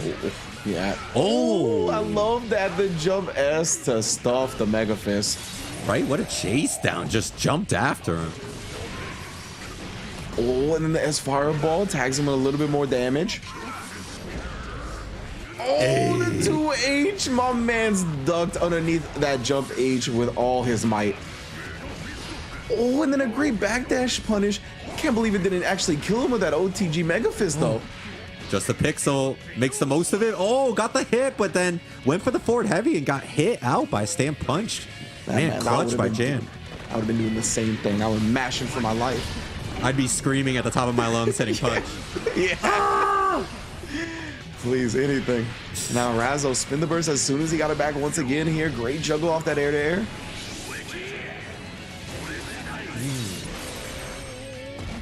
They're doing so good here. Razo gets the hit. Ow. Just outside of range. He's gonna give Jan a chance to play. That's not good, bro. Good stuff from Razo, though. Not cracking whatsoever. Trying to bait out the burst from Jan. Not giving it to him. Oh, finally does once he saw that he committed to it. Oh, the trade with the 2D. Nice. Oh, no trade. Just straight up counter. Get that clean. The clean 2D. Yeah. And I mean, that's what you called for, though, right? You were like, man, I want to see more of these crouch dust from Leos. It's just such a good tool. Comes from a long distance. We talked about the deceptive range on it due to the fact that you can micro dash, get that forward momentum beforehand, too. And once again, just catches a Jan off guard there. There's so many things you got to worry about when it comes to Leo at that range. And then especially if you're at a life deficit already, you're trying to close that distance in the first place because you know how potent his projectile game is. So yeah, very, very smart option right there from Razo. Yeah, very smart. But man, how many of these 2Ds are counter hitting? It's like, man, just baiting those throw games. I'm airborne. To the sky. The ground belongs to the king. Once again, this is a 1-up here in the set. We didn't get the first match on a stream, but that was taken by Jan. So this is 1-up here in the very first set. Again, Razo in winner side advantage. So Jan got to beat him a whole set before he even gets a chance at first place. Yep, game 3. Nice 2D to Mega Fist. Goes to the cross-up, gets back Mega Fisted. Ooh. Tossed out. Nice backdash there to avoid the first overhead. 5P check. Oh, the jump in. Oh, the super, but doesn't get through. The burst, nice. Yeah, good stuff from Jan. Able to get that burst out in time. Razo was trying to lock him out of it, but just couldn't get the super out clean enough. Hard knockdown to the lows. Didn't you know? Oh. Huge chunk of damage, plus the wall break damage. Once again, Razo taking a hard with him. Yeah, Razo trying to run with this. He got the W on his chest. That means he only needs to win one set.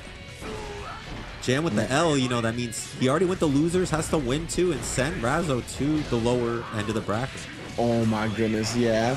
That could have been big for Jan, but kind of flooded the setup right there, or maybe trying to bait out the burst from Razo off that punish attempt, but because of that, Razo didn't give it to him. Breaks the wall himself, gets the throw, OTG, will try to get real intimate. Instead, Jan fighting back. BRC, but the throw. Damage. Man, slowed it down just to get thrown anyway. Oh my goodness, what is happening? Block the gold burst. The BRC gets the air-to-air, get the full conversion. Oh, the 5K, 6K, yes. Oh, wow. Razo. Right? That 2-1? And now only a game away. This is frightening. Yeah, that was a wild exchange. It looked like Razo woke up with a 2K. They ended up getting Mega Fisted, but then Jan bursted right after hitting the Mega Fist. I mean, forward Mega Fist is negative on hit, I guess. So yeah. That was wild though for sure. Razo holding on to the scramble. That's how he likes his eggs, and I mean he's looking like he likes this tournament W as well. 2-1 so far. Well, hopefully Jan doesn't like his eggs over easy. He's gonna have to scramble this up for an appetite because he has got another set after this. Yeah, exactly. Jan needs to get 2 games straight here. Can't drop another match before resetting the bracket. So a lot of weight is on Jan's shoulders, but he does play Potemkin after all, right? My man's got all the gains you could ask for. So we'll see if he could lift himself to a reset. Ooh, the jump in keeps it mad empty twice, but gets thrown. And guard break. Oh, into the overhead afterwards with a quick burst out. Jan not trying to give him any more momentum. Again, though, the jump S's have been so good for Razo. Really combating the Mega Fist, combating Potemkin with whatever he tries to do in the air. Right out of range from the 2P. The 2D, he's in. That was real good, bro. Wow, and then just the jump cancel gets past whatever Jan was trying to press. The Abare was not going to be what solved the issue. Oh, the spacing here. Just like, I just need one hit. Oh my goodness, he was going with the back turn as infinite, and then still the wherewithal. He bet on the jump and it paid off big. Tournament point. Wow, that jump back heavy Razo. They're on fire right now. They really are, man. Online, offline, it doesn't matter. Razo definitely been doing mad work. The Razzle Dazzle. Let's see, Jan trying to find his way in, but yeah, -6 on block if I'm not mistaken for that forward Mega Fist. Oh, super. Yeah, finally put out the Aegis and the answer to all that pressure. But red wrist gauge, and that's how that combo started as well. So Jan didn't want to give him any more damage, but there's that crouch dust yet again. Rearing its ugly head, the counter hit on the setups. PRC and on the fireball, really just trying to suffocate Jan at this point. The loops and the hard knockdown here goes to the guard crush. The low, this should be it. Yes. And it is over. Razo once again keeping the PlayStation crown in the Lions Den. It might not be the K7 show off this time, but Razo, the Leo that takes the monthly series this time around, our September champion. I mean, Razo, they did an incredible job today. And I know they had a little bit of trouble in the last week, but before that, they were completely on fire, winning constant tournaments. So, you know, shaking off a little losses on the side and coming back into the winner's circle. Impressive job there, Razo. But gotta give the Jan 2, getting in the cut, has been a champion themselves. Just an overall great grand finals. Yeah, definitely a previous PlayStation Tournament monthly champion, right? Jan, our July representative, definitely has done a lot of work. Pretty much every time a PlayStation Tournament event has been available, I always see this man in top 3. Again, this tournament was no different, right? Made it to grand finals, but just couldn't overcome the Leo once again. It'll be interesting to see how Jan kind of goes forward with this game, whether he tries to find a different character with Leo, if he has some epiphany that makes the matchup a little bit more fightable for him and Potemkin. But either way, Razzle today is our crown the champion yet again. Super impressive, and no surprise. You talked about how Razzle was struggling a little bit in this past week. 19 years old, right? Like, they still have so much room to grow as a fighting game player, as a person. Like, the fact that they're already this successful and then bouncing back from L's like this to get W's here in the future, I mean, it just goes to show you how strong of a person and player this Razzle is, really. I completely agree. And, you know, bringing the 3-1 in the grand finals, and just like we were saying, shaking off losses, that's what's important. You know, a lot of players, they get into the cusp of winners section, and then they just run with that momentum. But some people, you know, they fall off and it doesn't happen. But, you know, you always just want to stay on and keep evolving your gameplay. And Razzle, you know, just always in the circuit, you know, not letting these losses phase in the... I mean, it was only 2 in like the last week, but you know, already winning tournaments again. That's what's important. You know, some people are just like, "Whoa, oh man, it's a new era." But you know, any given Monday, any given Sunday, you give your best, you practice, and you can overcome even some of the best. Yep, and you know, players like Razzle and Jan and all these players that we see in the PlayStation tournaments, they're entering as many tournaments as possible. They're really grinding it out every single week, and that's why you see them with these consistent results and always getting better. So definitely big ups to all of our top 8 participants, and in general, the massive number of entrants we got in the PlayStation tournament. I know that America always shows out for these PlayStation events, so big ups to y'all for coming through once again. And Razzle, big ups to you for taking the September monthly finals. And of course, if you want to be a part of this, if you want to be a future PlayStation tournament monthly champion yourself, you got to go to compete.playstation.com. That's where it's going to be. That's where you're going to be able to sign up for the events for free, whether it be Guilty Gear Strive or beyond. We got a lot of other fighting games and video games that you can get your hands on. Again, all at compete.playstation.com. Yeah, get in these tournaments. It's quite the experience. And, you know, offline will be around the corner eventually, and you're going to want to get this practice in. And these are free tournaments that offer money to the top 4. You know, a lot of money even for 4th.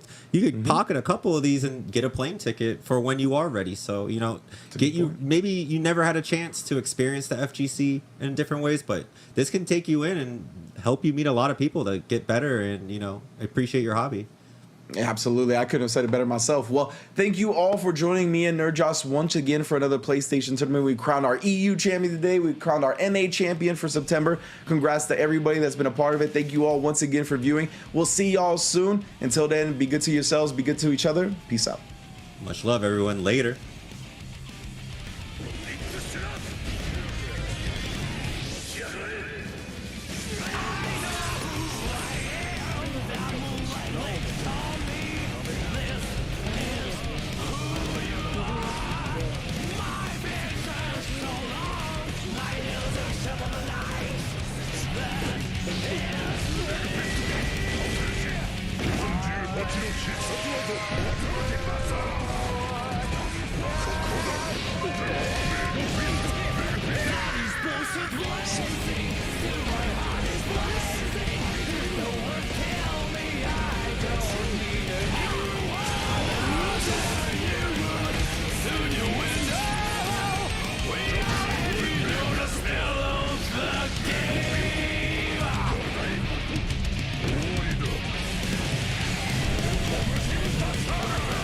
What a throw!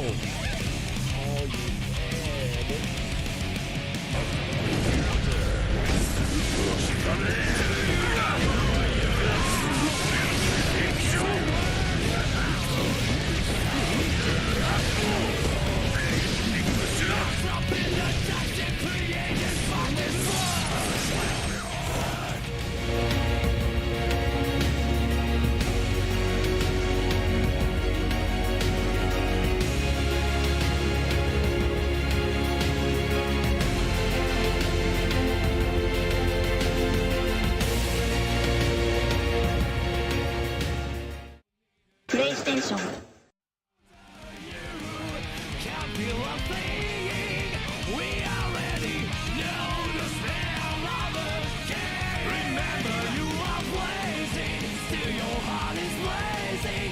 The world's made you, I don't need a new